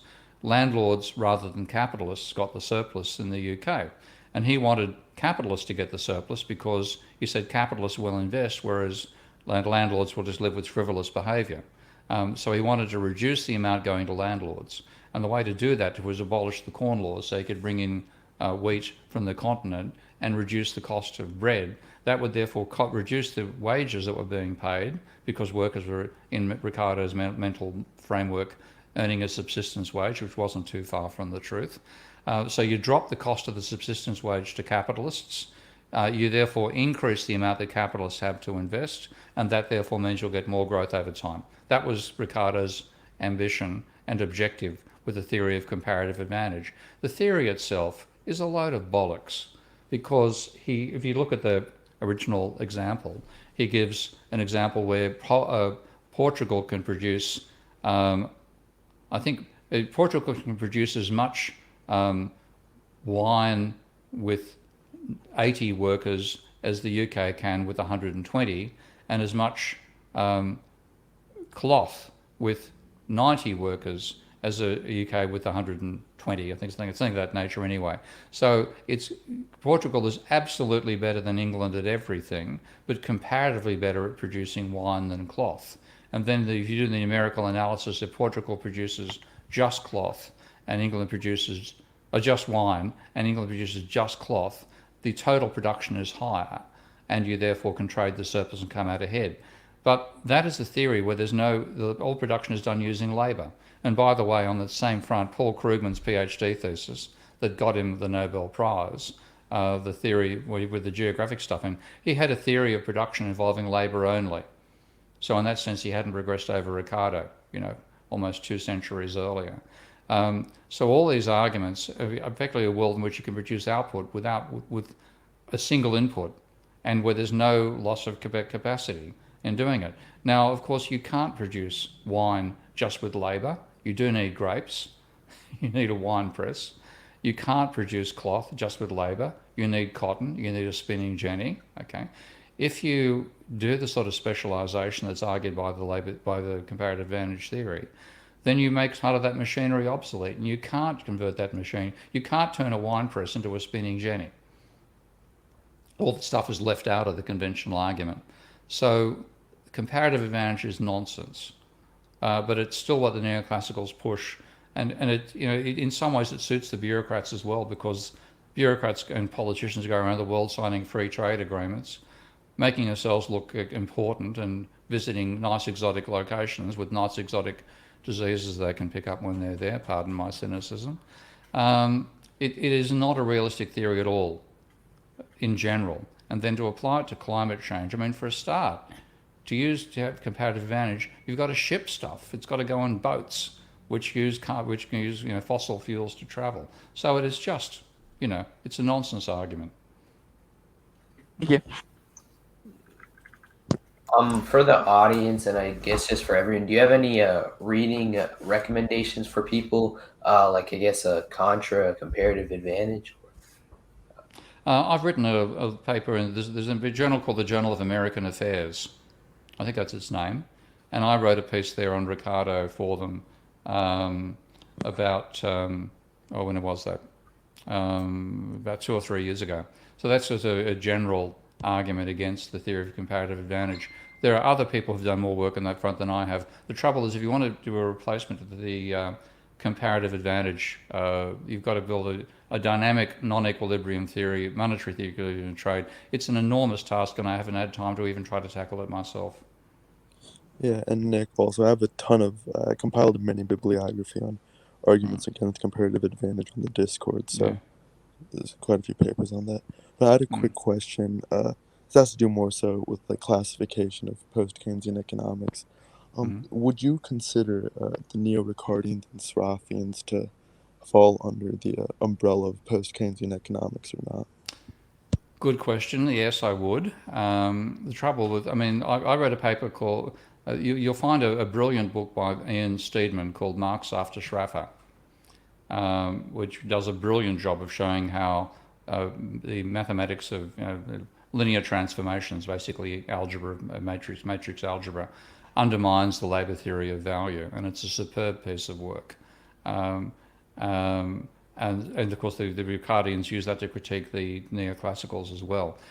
The problem with the Ricardians is they work static equilibrium terms. Now, Ian Steedman and I corresponded over this, by the way, and when I was he had a paper called Some Questions for Koleskians, okay, which he applied the input-output analysis of Schraffer to the idea that post-Keynesians had, and Koleskians in particular, that there was a markup on, the price level was set by a markup on prime costs. And he used this argument to say, well, there's no such thing. The markup's not independent of the wage share. And I took one look at it and thought, I can blow this out of the water, which I did. I had much more mathematics 30 years ago because I hadn't wasted my time fighting neoclassicals as much as I have. I've really gone backwards in my mathematics, I'm afraid to say. But it was a piece of cake for me to take Steedman's paper and show you could have markups independent of wage share because you have a non-equilibrium price vector. So the paper of mine, which is called, I think, Questions for Sraffians and Answers for Koleskians, I think written back in 1998.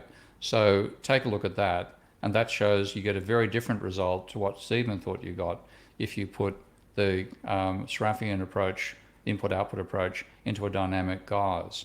And I really think we should be that the whole idea of multi-commodity analysis is absolutely vital. And so to do a proper post-Keynesian economics, we have to include multi-commodity production. We have to include raw materials and energy in our model. So I've started doing that as well.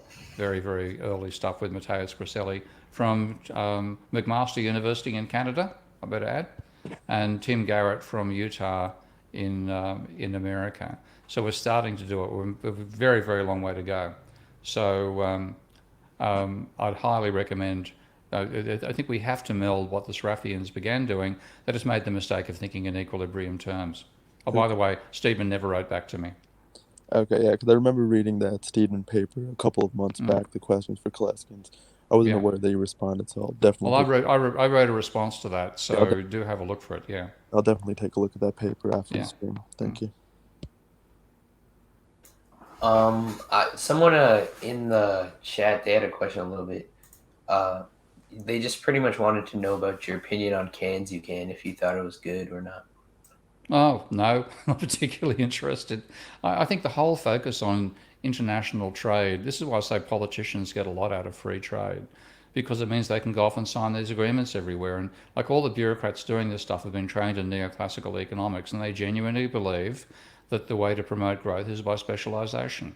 Now, if you take a look at real economies and what happens in real economic growth over time, and there's people like Andy Roderick, by the way, Rodrik, I think, Danny Roderick, who's done some very good, coming from a pretty much neoclassical point of view, but very good analysis to show the countries that have succeeded in industrializing have not done it through free trade. They've done it through controls on trade, through promoting domestic industry, and by putting their domestic capitalists under pressure to industrialize and develop technology faster than their rivals.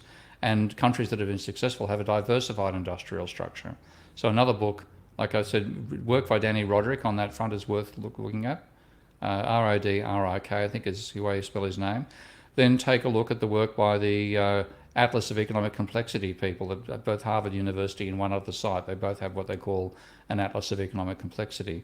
And that's applying concepts from mathematics of complex systems and large data analysis to looking at why do countries grow, which ones succeed, and how do you grow.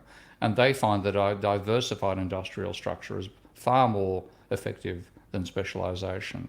And the work of Cesar Hidalgo, so Hidalgo, Cesar Hidalgo, is very good on that front. So the whole focus on internet and free trade, it's a waste of time. We'd be far better off having countries focusing on trying to have domestic self-sufficiency, generally speaking, importing what they have to, but putting as much as they can into investment and technological development. That's what really matters. And look at, then different again, I mean, I've got to admit I'm a fan of Elon Musk for a whole lot of reasons, but he does everything in-house, literally, okay? Every last thing, including his satellites, rather than producing his satellites for the internet system, buying from another company, he's producing it in-house. Innovation comes from engineers, and promoting engineers, promoting engineering, that matters far more than promoting free trade. Thank you. Aiden, would you like to go? Sure. So my next question is, we've brought up Strafa a bit. So my question is, who do you think offered a more fundamental critique of neoclassical theory, Keynes or Strafa? Oh, definitely Strafa. Strafa went right to the heart of it. And like if you read the preface, I think it's the preface to the French edition of the General Theory, you'll find that Keynes saw himself in the General Theory as unifying classical economic theory, and he actually to some extent, he thought he'd bringing theory of supply and demand into macro, which is a huge mistake. That's the whole Microfoundation stuff in some ways. Strafa just wanted to throw the whole lot out. And one thing he tried to persuade Keynes to get rid of was the idea of diminishing marginal productivity. And Keynes wrote saying that if there's anything in our benighted discipline that is worth maintaining, surely it's that. Now, so Strafa saw through the mainstream more than Keynes did. All right, and then also just as a follow-up is I've been looking at productions of commodities by means of commodities. So I was wondering if you think I should have any preliminary readings before I try and tackle that. I've written my summary in debunking economics, which is called The Holy War Over Capital, I think, that particular chapter. Because the reason being, I thought I understood Strafa.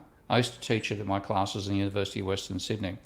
But I was really flummoxed by the mathematics. Not that the mathematics is all that complicated. Strafa didn't do matrix mathematics himself, so I had more mathematics by a long shot than Schaffer. But what he was really doing initially was working out a way to have a standard measuring stick. Okay, that was what he's saying. Can we work out a commodity whose price doesn't change when you change relative prices for other commodities, including itself? And what that really came down to was, is there an eigenvector, okay, for the overall economy where this composite commodity moves in the same direction as the overall system? And the mathematical answer in linear algebra is yes, there is. But what he was doing that for was to be able to show the circularity in the definition of capital. And so when I had to write debunking economics, I had to write a section on Schaffer, and I found myself, I've got to struggle through all this stuff over the standard commodity, and what is he really trying to say? And I finally went, hang on a sec. What he's trying to say is that when you define, once you have a decent measuring stick, what you can then do is reduce capital to dated labour. Okay? Now, when you reduce to dated labour, you then find there's a very non-linear expression in the valuation of capital, because you have, partly it's got 1 plus r raised to the power of how many years back a machine was produced, and it's also by 1 minus r for the wage share raised to another power. So what you get is this really complex equation, which means you get a non-linearity between the amount of capital and the rate of return. And that then means the whole theory of distribution of the neoclassicals collapses. So if you see what Schaffer's doing in that sense, it's much easier to make sense of it. So what I recommend is read my Holy War Over Capital chapter. That'll give you a framework for understanding Schaffer. Then read Schaffer, but also go and study linear algebra. I mean, linear algebra gets quite complicated, unfortunately. It almost gets philosophical in some ways. My favourite book on calculus is by a guy called Martin Braun, B-R-A-U-N, called just simply Ordinary Differential Equations and Their Applications. But it's brilliantly written. The guy's a great writer, and he's a real pleasure in writing it. And as part of writing a book on how to do differential equations, he included a chapter, a large chapter, on the linear algebra necessary to handle differential equations. And that, again, is one of the clearest explanations I've seen for linear algebra. So I think if you read that and get an understanding of matrix mathematics and so on, then you can see what Schaffer was doing in a matrix mathematics sense with the standard commodity argument, which was effectively finding, an eigenvector coming out of your matrix of input-output dynamics, where that eigenvector was unaffected by the changes in all other prices. It happens to be that particular vector that moves in the way of all prices, or stationary with all the other moves. It's hard for me to remember it properly. But that will make it easier to read production of commodities by means of commodities. Yeah, I would say my main limit right now to really expanding my knowledge actually is probably the mathematics. Yeah. I mean, I recommend, a lot of the critics of mainstream economics say it's because it's too mathematical. I say that's absolutely not the case, because the mathematics has undermined them at every turn. Like, they wanted to prove stability of vol-raising entertainment, and when you look at the mathematics of it, what's called the Perron-Frobenius theorem shows that the entertainment process is an unstable equilibrium, because it involves two things. It involves price and quantity. And if you have what you're working with when you're doing a production model of a multi-commodity system, which is what Varro was working with as well as Schaffer, and this is why, again, it's important to work in dynamics rather than statics. When you have an input-output system, you've got to have positive or non-negative quantities of everything. You can't have negative, you can't put minus an apple into a production process. It's either zero or a part of an apple, but negative apples. So what you've got is a matrix when you represent the input-output system that way. You get a matrix of non-negatives, zero amounts or positive amounts of other commodities necessary to produce other commodities.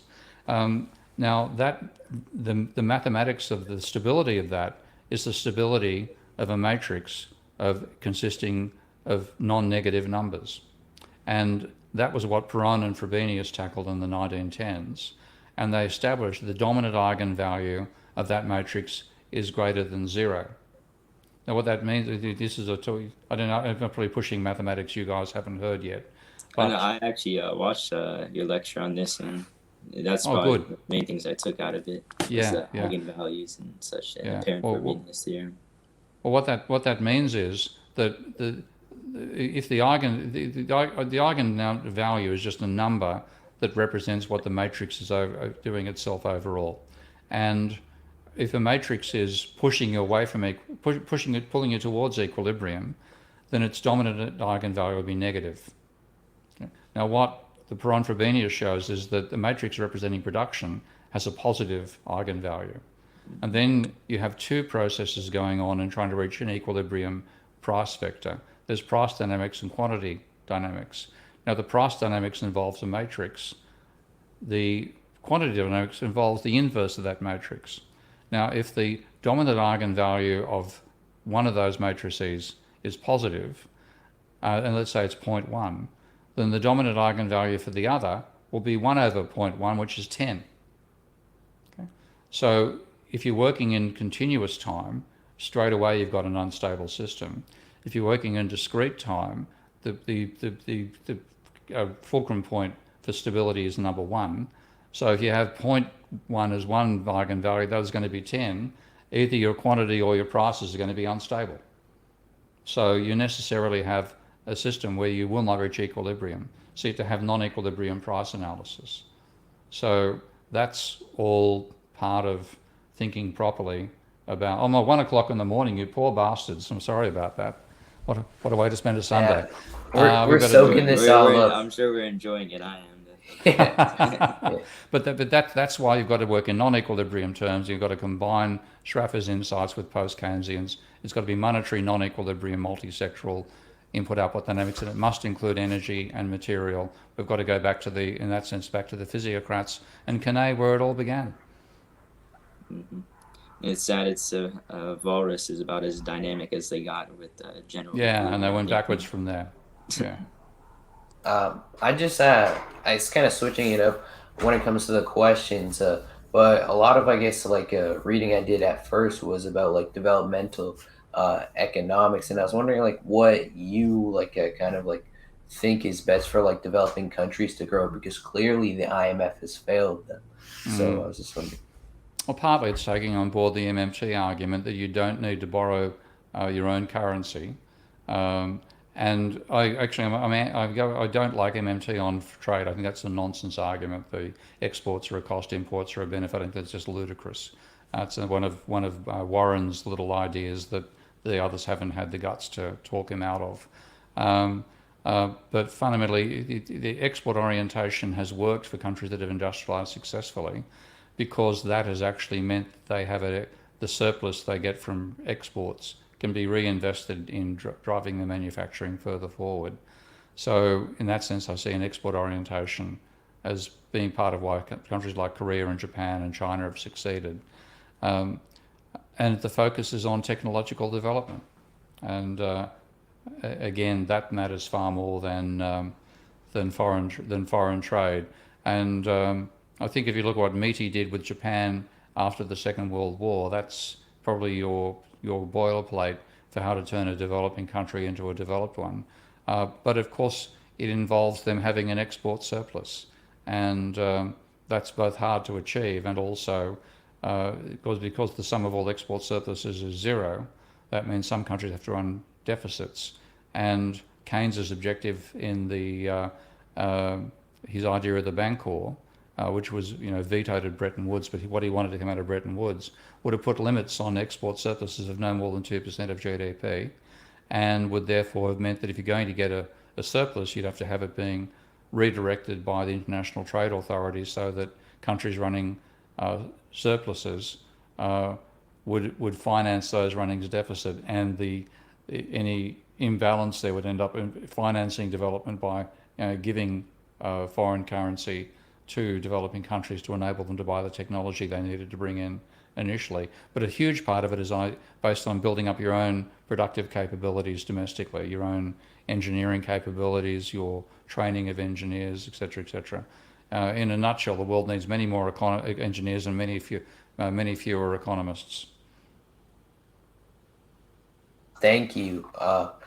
And another thing, like one thing that like a lot of MMT, like developmental economists, like to talk about is just like trying to build like the different types of like food sovereignty and like building up the domestic capacity.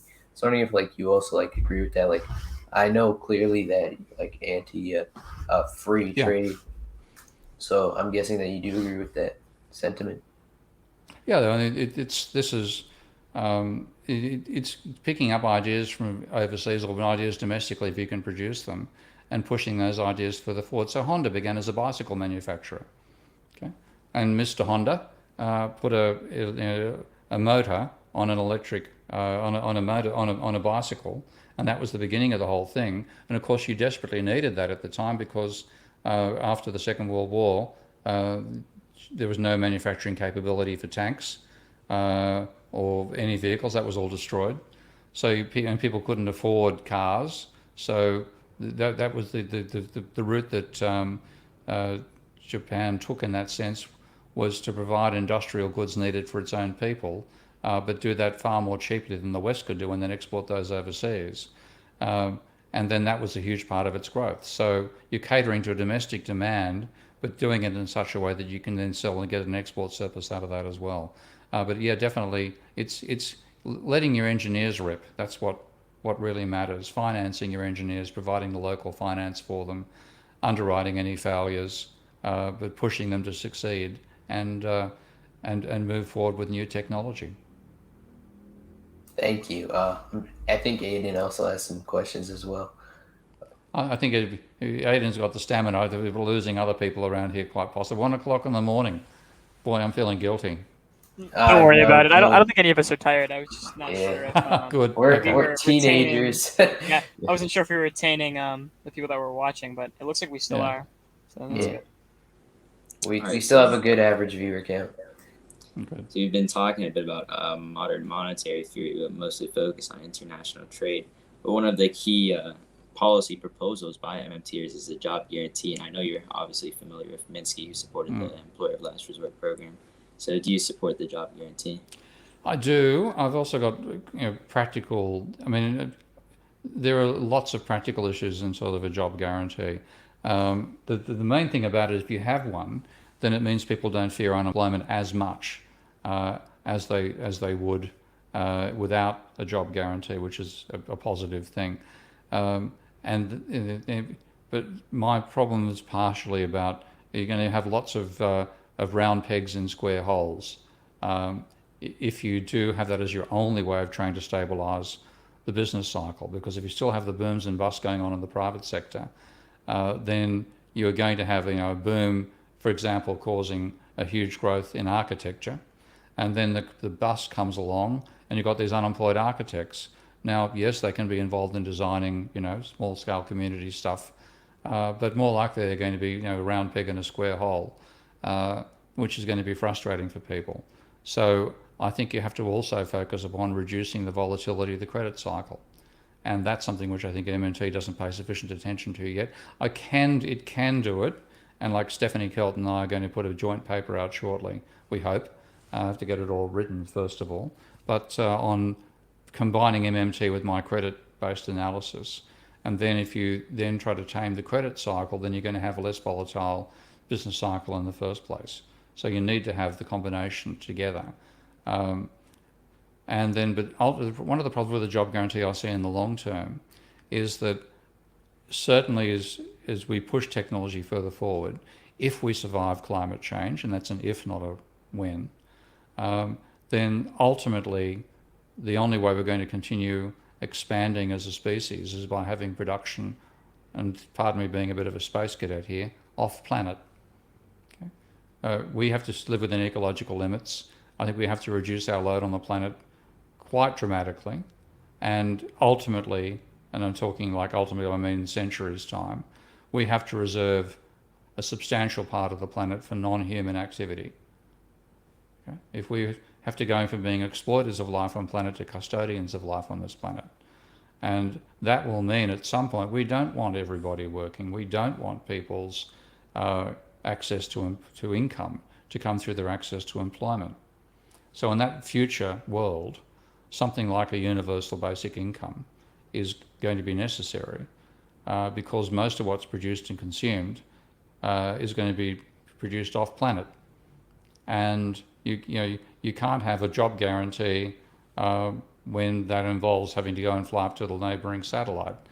or the local rotating asteroid, etc., etc. So we have to divorce the link between labour and income at some point in humanity's future. Not now, obviously, but that has to be something we're prepared for. And I've seen, like Bill Mitchell will be pro job guarantee and anti UBI. I think the sensible situation is pro job guarantee and pro UBI. But to make UBI something that means that people at the moment get enough to stay alive and enough to, have a comfortable but bare subsistence living. And if you want to do better, you've got to work, and you've got to do better still, you've got to be an entrepreneur. That sort of level of several levels of encouragement. But fundamentally, ultimately, humanity will have to live with a sort of Star Trek universal basic income once we end up in, if we survive what we've done to the planet, which is a question mark, courtesy of neoclassical economics. Job number one is eliminating neoclassical economics. Okay? And job number two is building a society that can sustain a production, an off-planet production system with a minimal impact upon the biosphere, and with a decent standard of living, regardless of whether you work or not. Yeah, I think Pavlina Cherneva and Fadil Kabub kind of have that same vision of the job guarantee being paired with a basic income. But I do know, that Bill Mitchell, he has some strong opinions about the basic income and the UBI. Yeah, I'm happy to disagree with Bill Mitchell on quite a few things, including manners, but it's another story. I think Ikley wants to tune in now. Yeah. So I guess kind of referring back to climate change and like ecological conditions. Mm-hmm. Do you have any immediate or like near-term policy prescriptions you could put forward that you think could remedy some of the issues we're currently experiencing or will be experiencing in the future? Yeah, I really think that if we're going to have to go to degrowth, we're going to have to drastically reduce our impact upon the planet. But the pressure of that can't fall upon the poor or even the middle class because they're already barely surviving. And if we try to say the poor have got to consume less, we're going to have social breakdown. So we have to find a way of imposing the burden of adjustment on the wealthy. And we also need to have, in that situation, with a relatively collapsing level of private sector output, there's no way that private sector companies are going to be profitable with the cash flow generated by a credit system alone. So you have to go much more towards government money creation and reduce the consumption levels and putting the burden of that consumption reduction on the rich rather than the poor. So what I've been proposing, you'll find a website called carbonrationing.org. Mm-hmm. And I've got to work with the principle of that website. I haven't had time to do it, unfortunately. I'm feeling quite guilty about that. But the idea is to use a central bank digital currency, which central banks are talking about implementing now for all sorts of other reasons. I would use the central bank digital currency as a way of distributing universal carbon credits to everyone and have a dual pricing system so all commodities are priced in carbon as well as priced in money. And then the UCC could be issued on a daily basis. It's the sort of thing we could do electronically quite easily. So every adult, pardon me, but you have 18 plus, you can start getting UCC. Every adult gets a universal carbon credit, which if you set it, say, at the level of the average for a country right now, would mean that 90 to 95% of people would never exhaust their UCC. So they'd go shopping with money and use universal carbon credits. They'd reduce their money income, they'd spend their money to buy it. They'd reduce their universal carbon credit buffer, but they'd never use all of it. Whereas the wealthy, like the top 5 to 10 to 1% of the population, would run out of UCCs almost immediately and have to buy them off the poor. So that would be an income distribution system from the rich to the poor with a universal carbon credit, which would put immense pressure on the rich to reduce their carbon consumption and benefit the poor from reducing our overall level of consumption.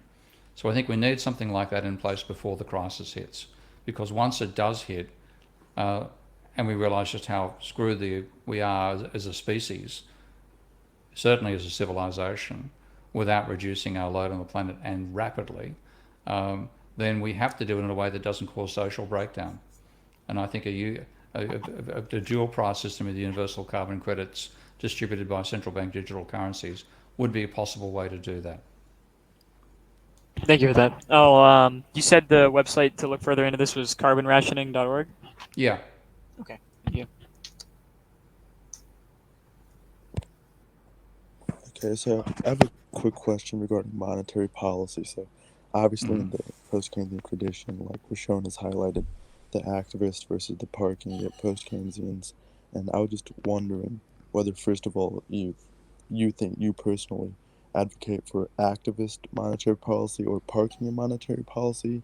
Then, following that up, if you do advocate for a parking it approach, which of the three rules out of the Smithan rule, Kansas City rule, and the Pastanetti rule do you think? I'm not up with the others, so I can't actually comment on those.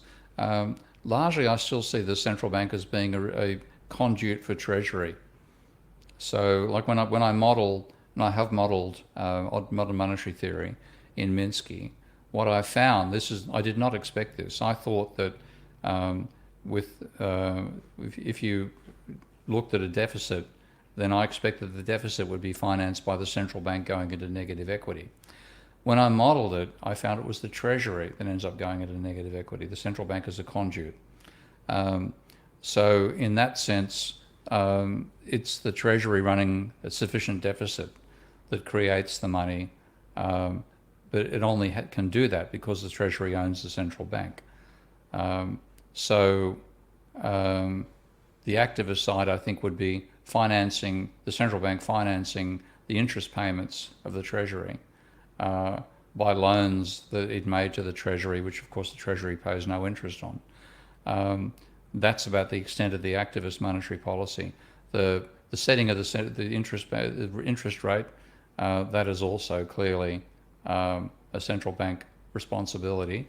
But to get over the hassle, though, if you reject the Taylor rule belief that you can, work out an equilibrium rate of interest, that's nonsense. And to basically work with the Treasury in reducing the level of private debt through a modern debt jubilee. But all these things end up being Treasury activities where the central bank is the conduit. It's a bit like the question of assets and liabilities made earlier on. Banks can only be banks because they have liabilities as well as assets. In that sense, the government can only really be the government because it has a central bank as well as a treasury. But it's the treasury sort of corresponds to the role of the equity of the private banks in that sense. So because the treasury can operate with negative equity, technically speaking, it can owe more to the rest of society than it gets back. Of course, the equity of the treasury effectively is the productive capability of the country itself overall. But analytically, it's the Treasury's capacity to carry negative equity that creates the money for the rest of us in fiat currencies. And in all this stuff, the central bank operates as a conduit, or it's the thing which gives them the capacity to the government to act as a money creator in the same way that the capacity for banks to issue liabilities as well as assets is what makes them money creators. Okay, thank you.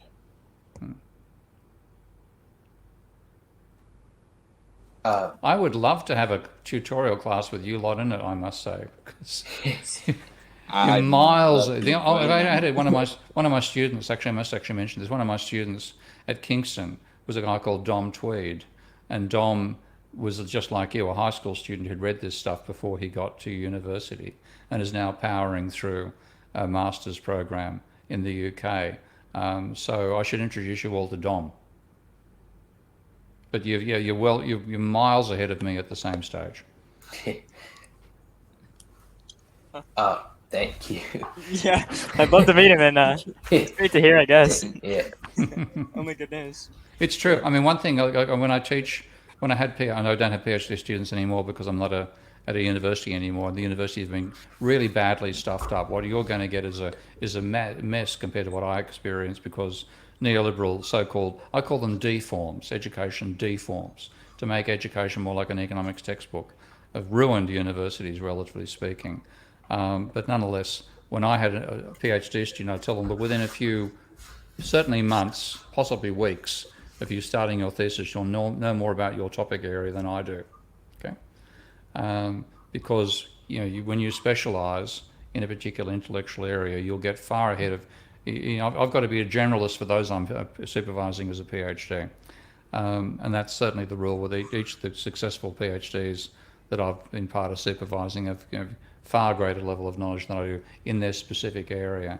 But also because you've had the background I've helped you guys acquire, which I'm pleased to have had that role, you're starting off knowing more about economics now than I knew at your age. So the question is to take it further. And so partly that's learn about complex systems. I would really love to have you all use Minsky and push it to hell so I can find bugs in it and find how usable it is and how it isn't. That will continue what you're already doing. Where is Minsky located to download? Oh, SourceForge. Hang on, so I'll just actually quick here. We're just about to release a new version, by the way, so I'll just do share screen here. Hang on a second, where to go? Right, okay, and okay. Entire screen. Okay, so you're seeing my screen? Currently we're Right not. now. Oh, okay, hang on, let's see. Nick, are you able to put it up or something? Oh, there we go. Got it, good, okay, No, you have a separate window. Okay, so this I'll just zooming in on this Minsky. I'll just actually quickly do a few things here. That's the icon mode. We have what we call editor mode now. We're still working on that. So I actually can show the whole thing embedded here. And that's just a godly table. This is using the flowchart elements of Minsky to model Nordhaus's garbage. So this is using a set of differential equations. So what you see here, just zoom in, the differential equation for the level of capital using Nordhaus's mathematics with a Cobb-Douglas production function, load of nonsense, but that's what he uses over here. So this is the sort of thing Minsky does, showing it very, very rapidly. If you want to get a copy of Minsky, at the moment, maybe in a couple of weeks' time, it'll be possible to download the distribution level. If you go to SourceForge, there's this website called SourceForge, which is the basis for open source software. There's also one called GitHub. So at either of those locations, you'll find an installation for Minsky. And if you just click on the download button there, you get the latest version. Now, I don't know if you can actually see it, but that's version 2.20. We are miles along the way to releasing version 2.21, which is in the beta builds here. And it's all 2.21 release candidate 4. And probably release candidate 6 will actually become version 2.21 when we release it. So download that. All you got to do is click on it. Mm-hmm. And then you'll get this little thing. Your download will start shortly. And then bang, you'll get the win from Windows. For some reason, Windows is giving me a full screen bloody save window, but this is it down here. You just save it as what's called an MSI, a Microsoft install file, and then simply click on run that. Oh, hang on a second, I've got to check time here, guys. Oh, that's okay, sorry, 1.5. I've got to take my wife to hospital for a medical checkup, but that's an hour away, that's okay. Yeah, so you download it, and then when it's downloaded, click on run. You've got a couple of questions to answer, but you'll then install it, and you'll then have a copy of Minsky. So, I'm writing a new book on, it's called the New Economics, a Manifesto, and I'm also putting together a free online book modeling with Minsky. So I'll send Nick copies of both of those after we finish this whole session. You can distribute it to all your characters here. I won't give it to generally because it's giving away the next book, which my publisher wouldn't particularly appreciate. But I can certainly give it to you guys. so we can take it from Thank there. you so thank much. you for that. Appreciate Yeah. that. Thank you. Just out of curiosity, you mentioned Nordhaus again. What specific paper or study are you looking at now from him? Did he Oh, update anything? Or I've read the whole lot, which is, I mean, I resent the amount of time I've had to waste reading their garbage because I said, if like one of my favorites, I've got to show you this. This is just outrageous.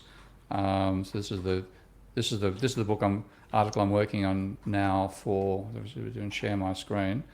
This is the article I'm working for the Proceedings of the Royal Society. They've invited me to do a survey paper for scientists, comparable to the one I wrote for the Globalization Journal. So can you see my screen at the moment? as of right now, we can't. Yeah, okay. There we No, go. you set it up, Nick? Okay. Just going to zoom in on this. Hang on.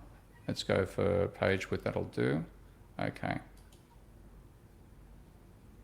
And I'll just got to page down a bit. So here, this is from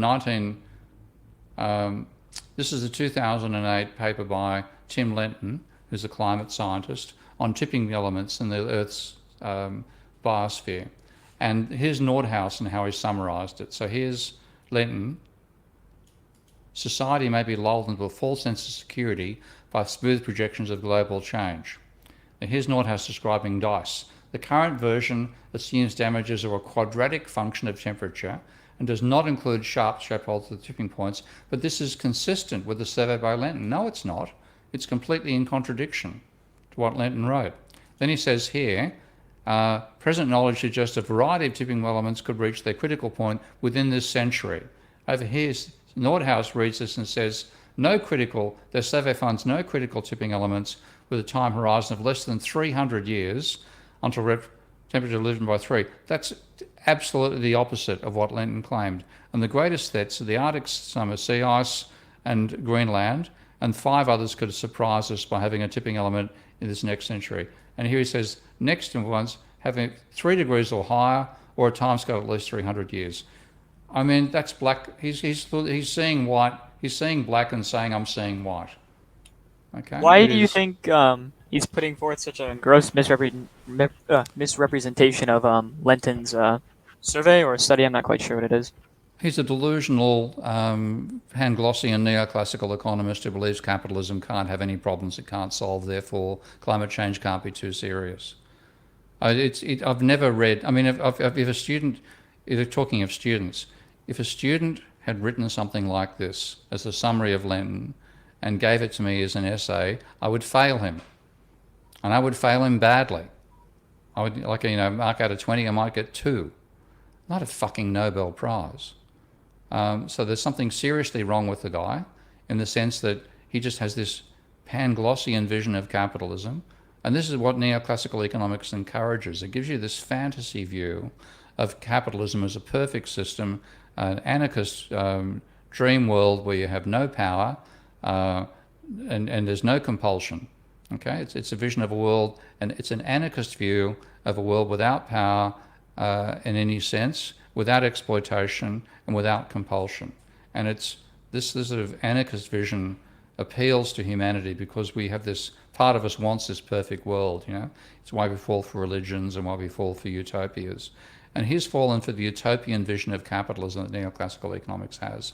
And therefore he can see stuff like this and completely misinterpret it. And this is not the only example. I saw another one where he talked about how there were going to be a particular survey finding out there'd be amenity improvements from climate change. I read the paper. Nothing of the sort was said there. He just sees what he wants to see. It's crazy, quite crazy. I'm glad you're writing on that then, because any other person just looking into climate change might come to trust models like that. Because I'm not sure if I brought this up, but I know the EPA specifically uses the DICE model as one of their 3 models to analyze how to handle climate change. So Yeah. It's obviously a deep-rooted issue that any just layman looking into it could fall for. Absolutely, and this is what's happened. I mean, I'm involved. I'm going to be talking to a couple of insurance companies now, saying that if you've used Nordhaus's work or any of the neoclassical economists that he is the sort of the leader of the cabal, any of their work, you're grossly underestimating the dangers of climate change, and your portfolio is going to be destroyed because you're pricing your insurance far too cheaply. Okay, and I think in fact you've got a reason to sue this guy for negligence at some stage because you took his stuff seriously.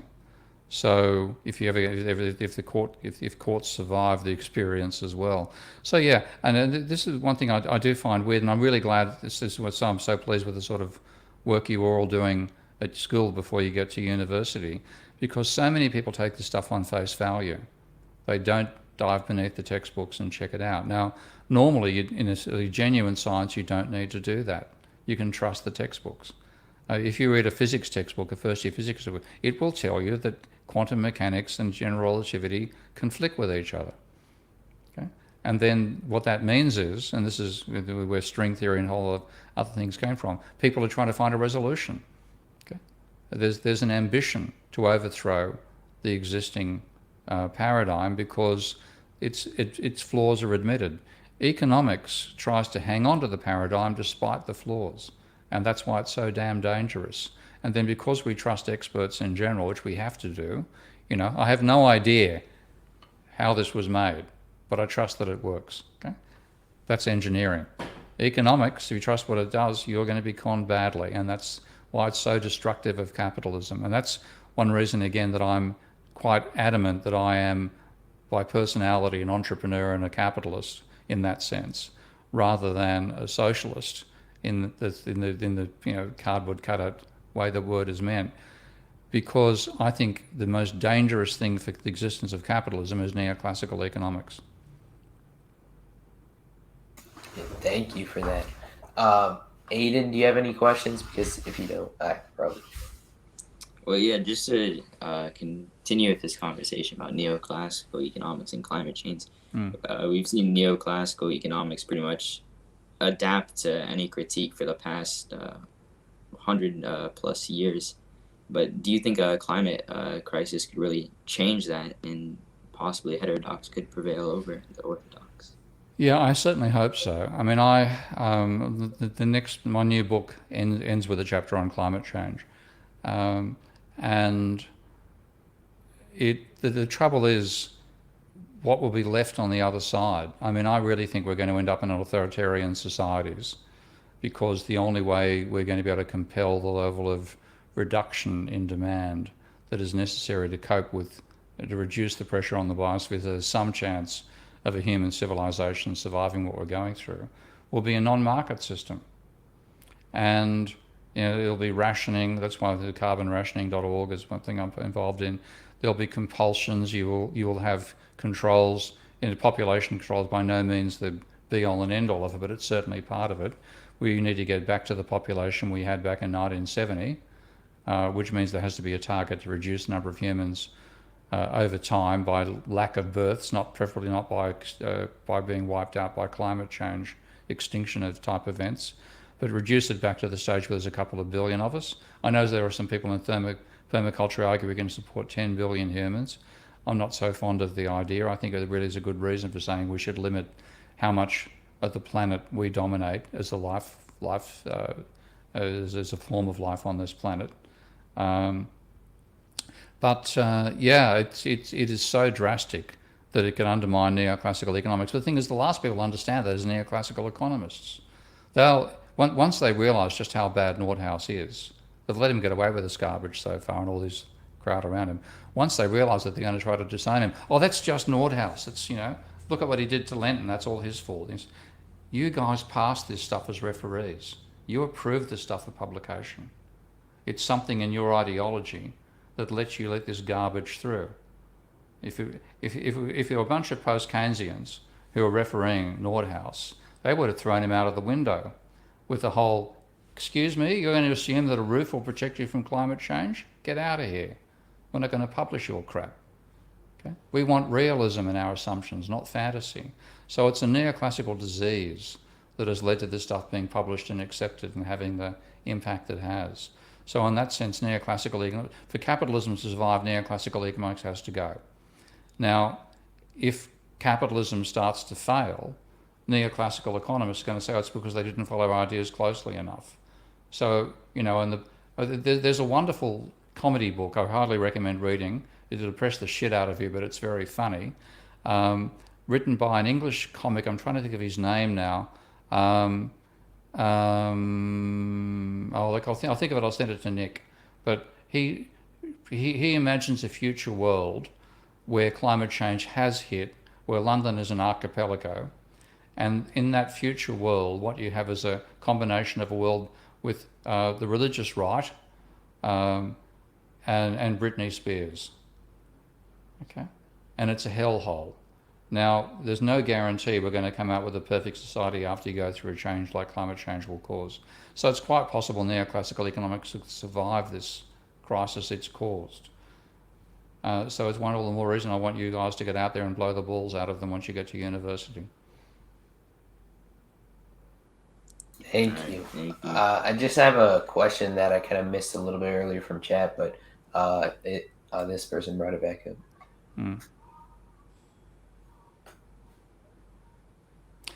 Yeah, I think geoengineering is inevitable. I mean, I think when you think about one of the reasons we evolved as a civilization as opposed to a species is we had 10,000 years of stable climate. If you go back and you look at the transition from the last ice age, where it was about 4 degrees Celsius, or 5 degrees Celsius cooler than now, 4 degrees Celsius cooler than the pre-industrial period. That stability was quite unusual in the climate record. If you go back and take a look at the reconstructions of global climate over the last 500,000 or a million years, basically as long as we've existed as a species, there was no period as long as that 10,000 year period, except that very one.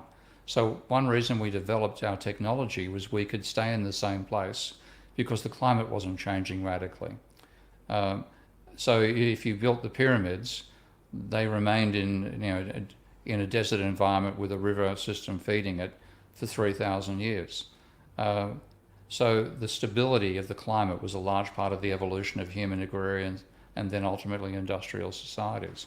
That means that fundamentally we have a responsibility to maintain the climate at that level indefinitely. Okay? There's responsibility both to ourselves and to the species that also experience that. So the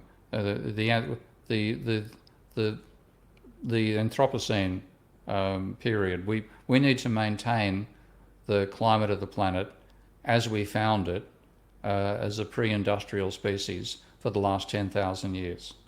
And that means geoengineering, whatever you look at it. The trouble is we have to do panic geoengineering. We're going to do geoengineering in the same way that people on the Titanic were trying to repair the holes in the plates before the thing sank, of course without success.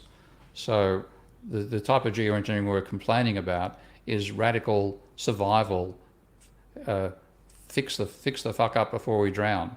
But ultimately, we need to say we want to maintain this equitable climate indefinitely. And another reason for it, obviously, is if we survive for billions of years, in about 1 billion years, the sun will be a red giant that will envelop right out to the orbit of Mars.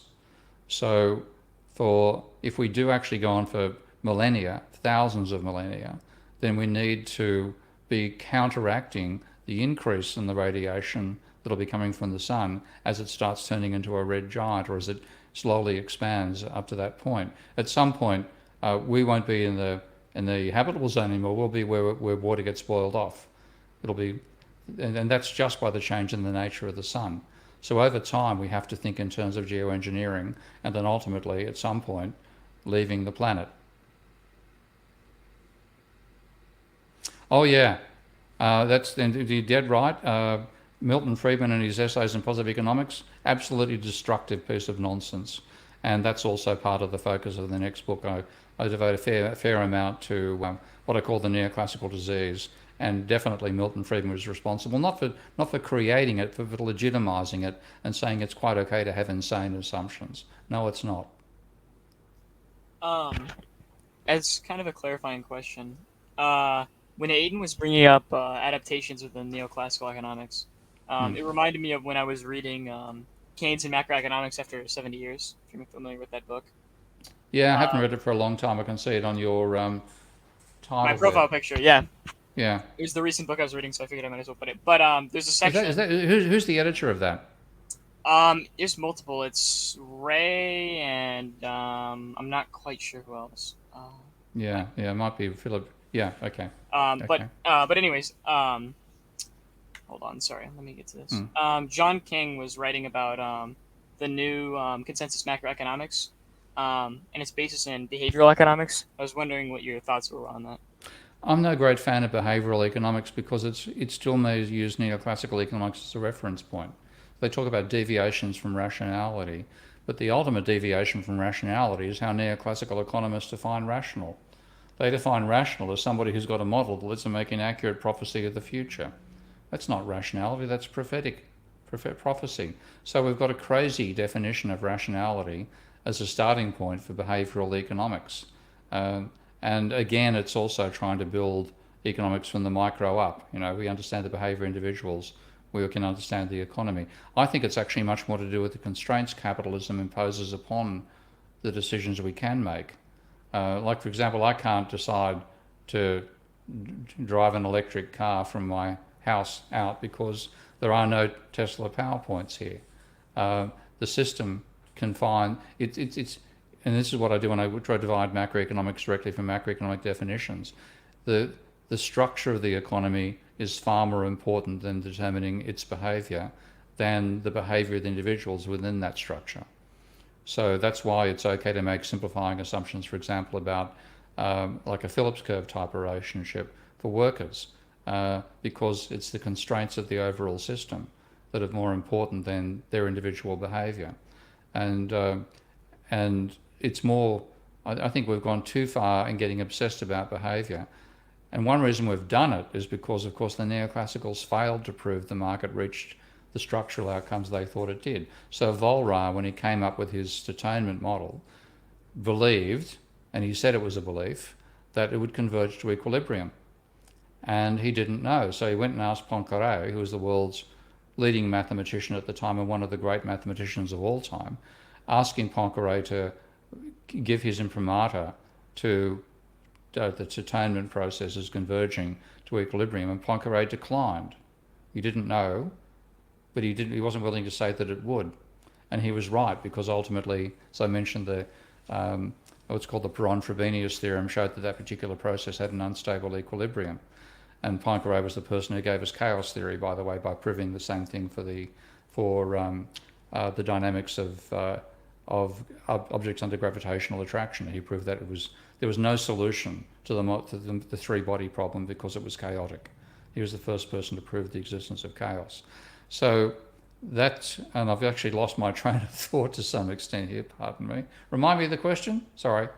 I was just curious on your thoughts of behavioral economics and the new... Oh, yeah. Okay, sorry. Yeah. So if you think about what neoclassicals did, they thought, first of all, the market structure would determine equilibrium. They thought you could throw a bunch of idiots in the market, you'd still reach equilibrium. What they found was, even if you have a quite sensible Walrasian auctioneer trying to reach this equilibrium at zero cost, so he's basically being Maxwell's demon, stabilising a market for no cost and for no profit. Even Maxwell's demon couldn't stabilise the system. So they had to presume, well, everybody inside it's got this omnipotent power, this amazing mind that lets them work out what the equilibrium is, and they all leap to it instantly. And that's the basis of the Ramsey model, which is the basis of real business cycle models. So they actually, like Ramsey's growth model, which is the basis of DSGE models, real business cycle models, and Nordhaus's DICE model, that has an unstable saddle point equilibrium. And you have a vector describing investment in capital stock, and another vector describing consumption, and it's got two eigenvalues, both real, one positive, the other negative. That gives you a saddle. Now, a saddle is by definition an unstable equilibrium. You try to throw a ball bearing at a saddle and get the ball bearing to, or a ping pong ball to remain on the saddle. You're not going to do it, okay? But they presume we can all do that. So what they've ended up doing is going from a model where you could throw a bunch of Dumbos at the market and the market will determine equilibrium, to when they find the mathematics doesn't justify saying the market can do it.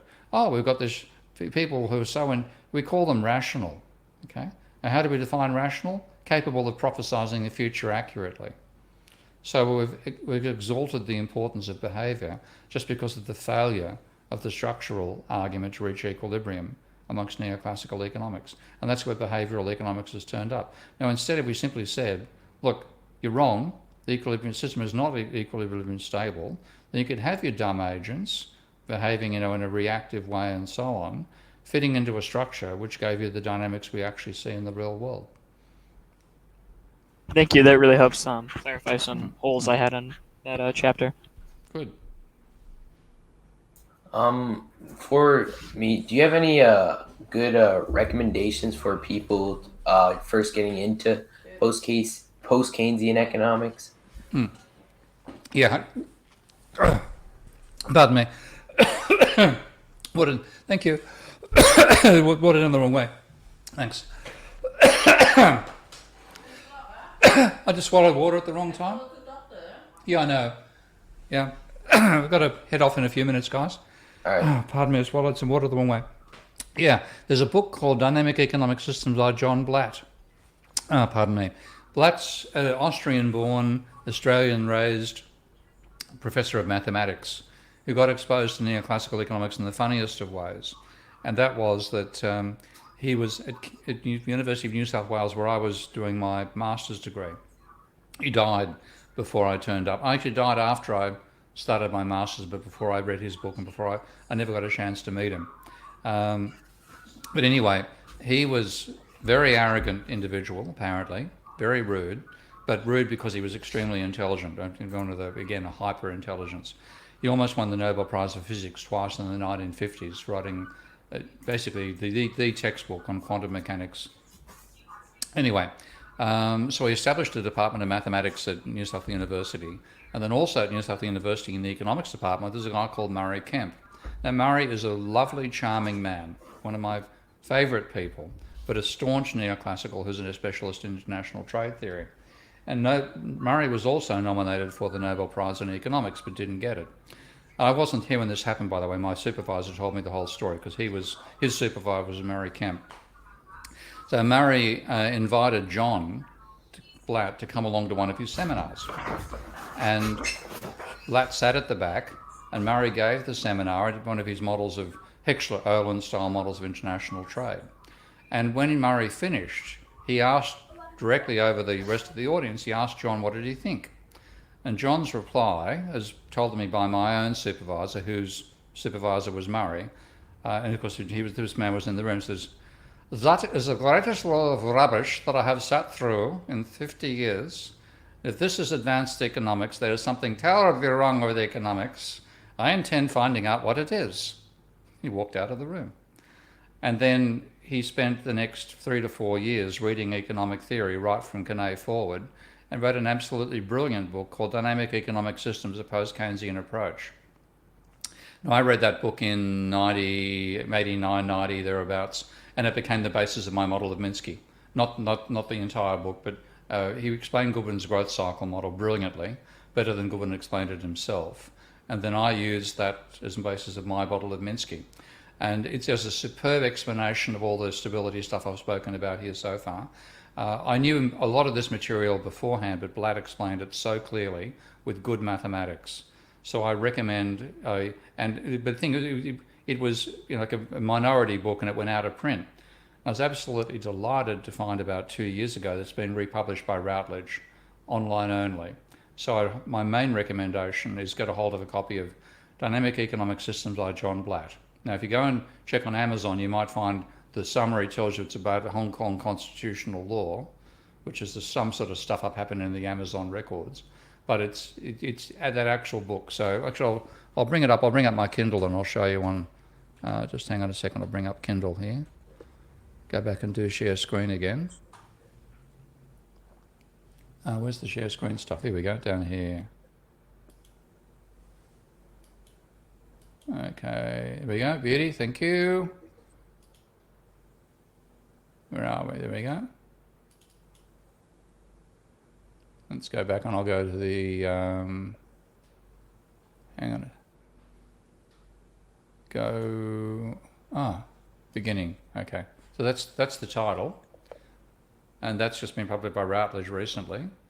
And Taylor and Francis, the overall group. And it's superbly written.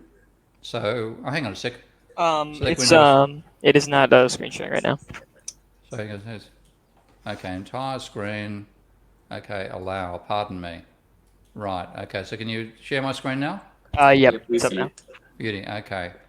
So, that's the book. Okay, and page on a bit. And so it's been republished in 2015. It was published back in the 80s. That's wrong. M.E. Sharp must have taken over the publication at a later stage.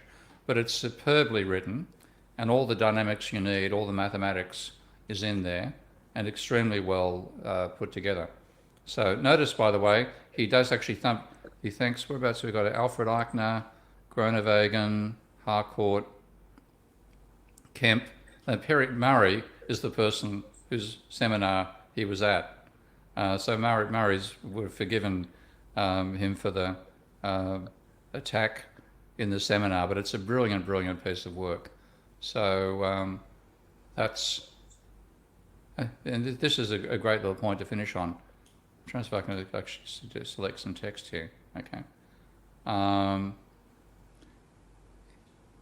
there's this little punchline here. I think it's a great point to finish on here. My mouse is being a pain and not selecting. Hang on a sec.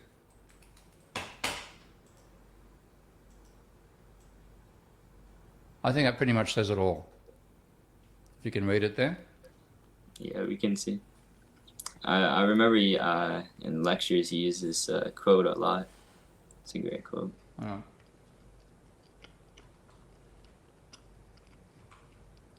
That's the thing. It is impossible to ignore the passage of 200 years. A baby is expected to first crawl, then walk before running, but what if a grown-up man is still crawling? At present, the state of our dynamic economics is more akin to a crawl than a walk, to say nothing of a run. And the punchline. Indeed, some may think that capitalism as a social system may disappear before its dynamics are understood by economists. I think that's still true. So that's the book I recommend. I better leave. My cat's about to try to eat my lunch, so I better So let you guys get to bed.